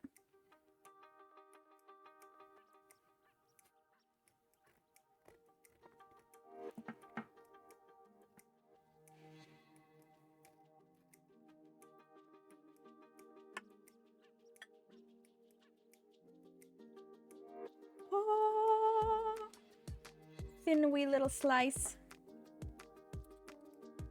Because that's how it goes.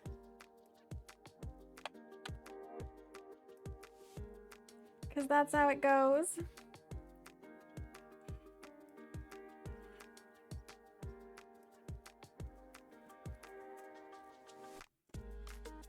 This one will be a little more generous. Can always add more. The knife is caught on a part of the cake. It's too crispy.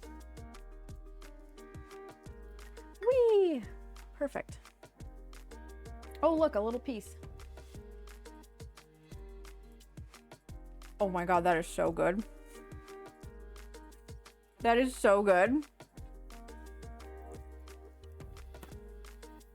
That is so good.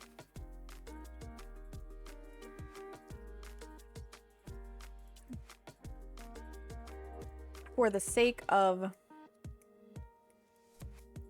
sharing this with the Discord,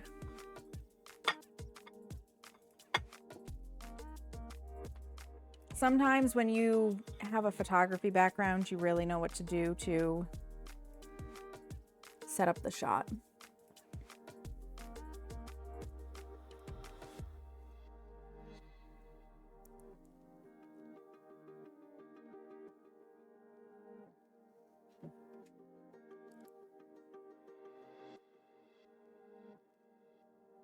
Perfect. Beautiful. Now we can eat. Seamus, would you like cake? Because it's out here.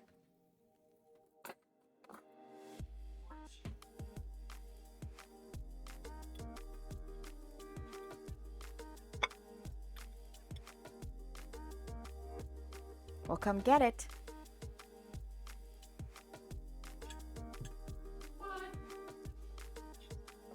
Can't hand deliver everything to him. It's like perfect. It's perfect. Divine.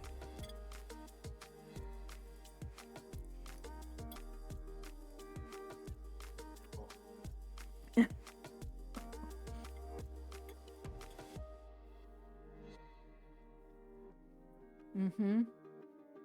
Mm-hmm.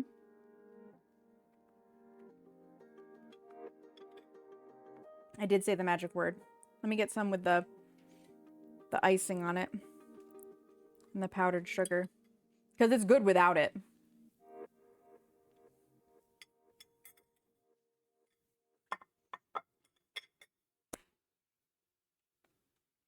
Fantastic. Absolutely fantastic. 10 out of 10. All right. I'm going to bring this with me. We're heading in to be Desktop Sam, because it's time to raid out and then I can finish this cake. So I will be right back in the other room. And we're going to go find a place to hang out.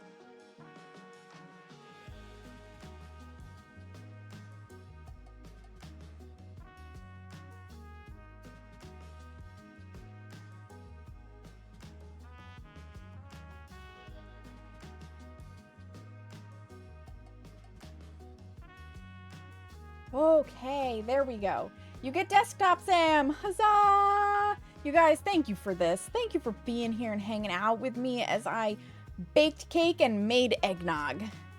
Baked cake and made eggnog. It's not as heavy as I thought it would be for a pound cake. It's surprisingly light. Right, Seamus?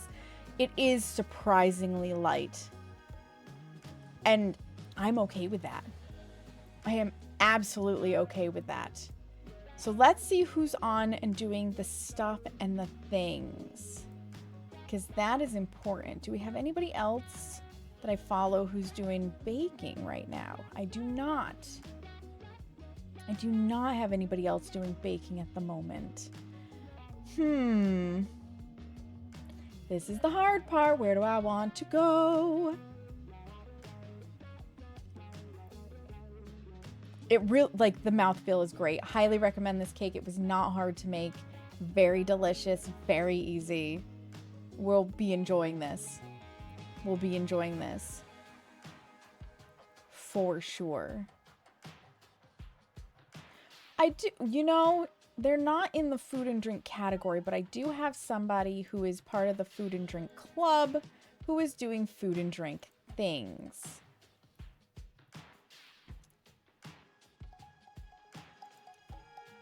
She is doing... Oh, she might be getting ready to go. She's been at it for almost 4 hours. Hang on, let me give you a listen. Yeah, she's finished. So never mind. We don't want to go in on the tail end. We don't want to go in on the tail end. Let's see.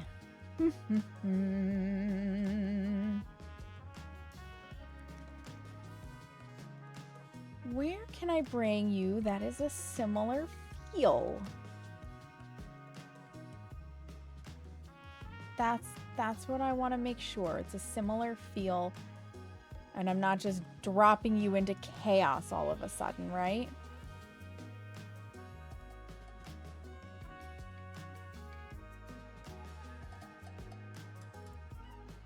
Okay, it's going to be mild chaos that I'm going to drop you into. I have somebody I've never raided before playing Peak. And I don't know if I just haven't been following them very long or if they haven't been streaming very much, but we're going to go say hi to Spooky Lattes. I mean, the name fits what we were doing, right? So if you're not already, get your booty in the Discord. Discord is where I have all of the updates like, oops, sleep is screwbally, I'll be an hour late. So don't miss out on all of the cool stuff. Discord is also where the recipe for what we just created is. So I highly recommend being in the Discord, hanging out with us. And if you take the bake with me roll and I do what I'm supposed to do and get a P.O. box, the bakery is going to open up to a lot more people. So you'll be able to potentially get your hand on some of those snickerdoodles that I'm making in 2 weeks. Wednesday, we're starting a new game. It's Trans-Siberian Railroad Simulator, where we're going to drive trains, shoot bears, and ward off the Russian mafia. Should be exciting.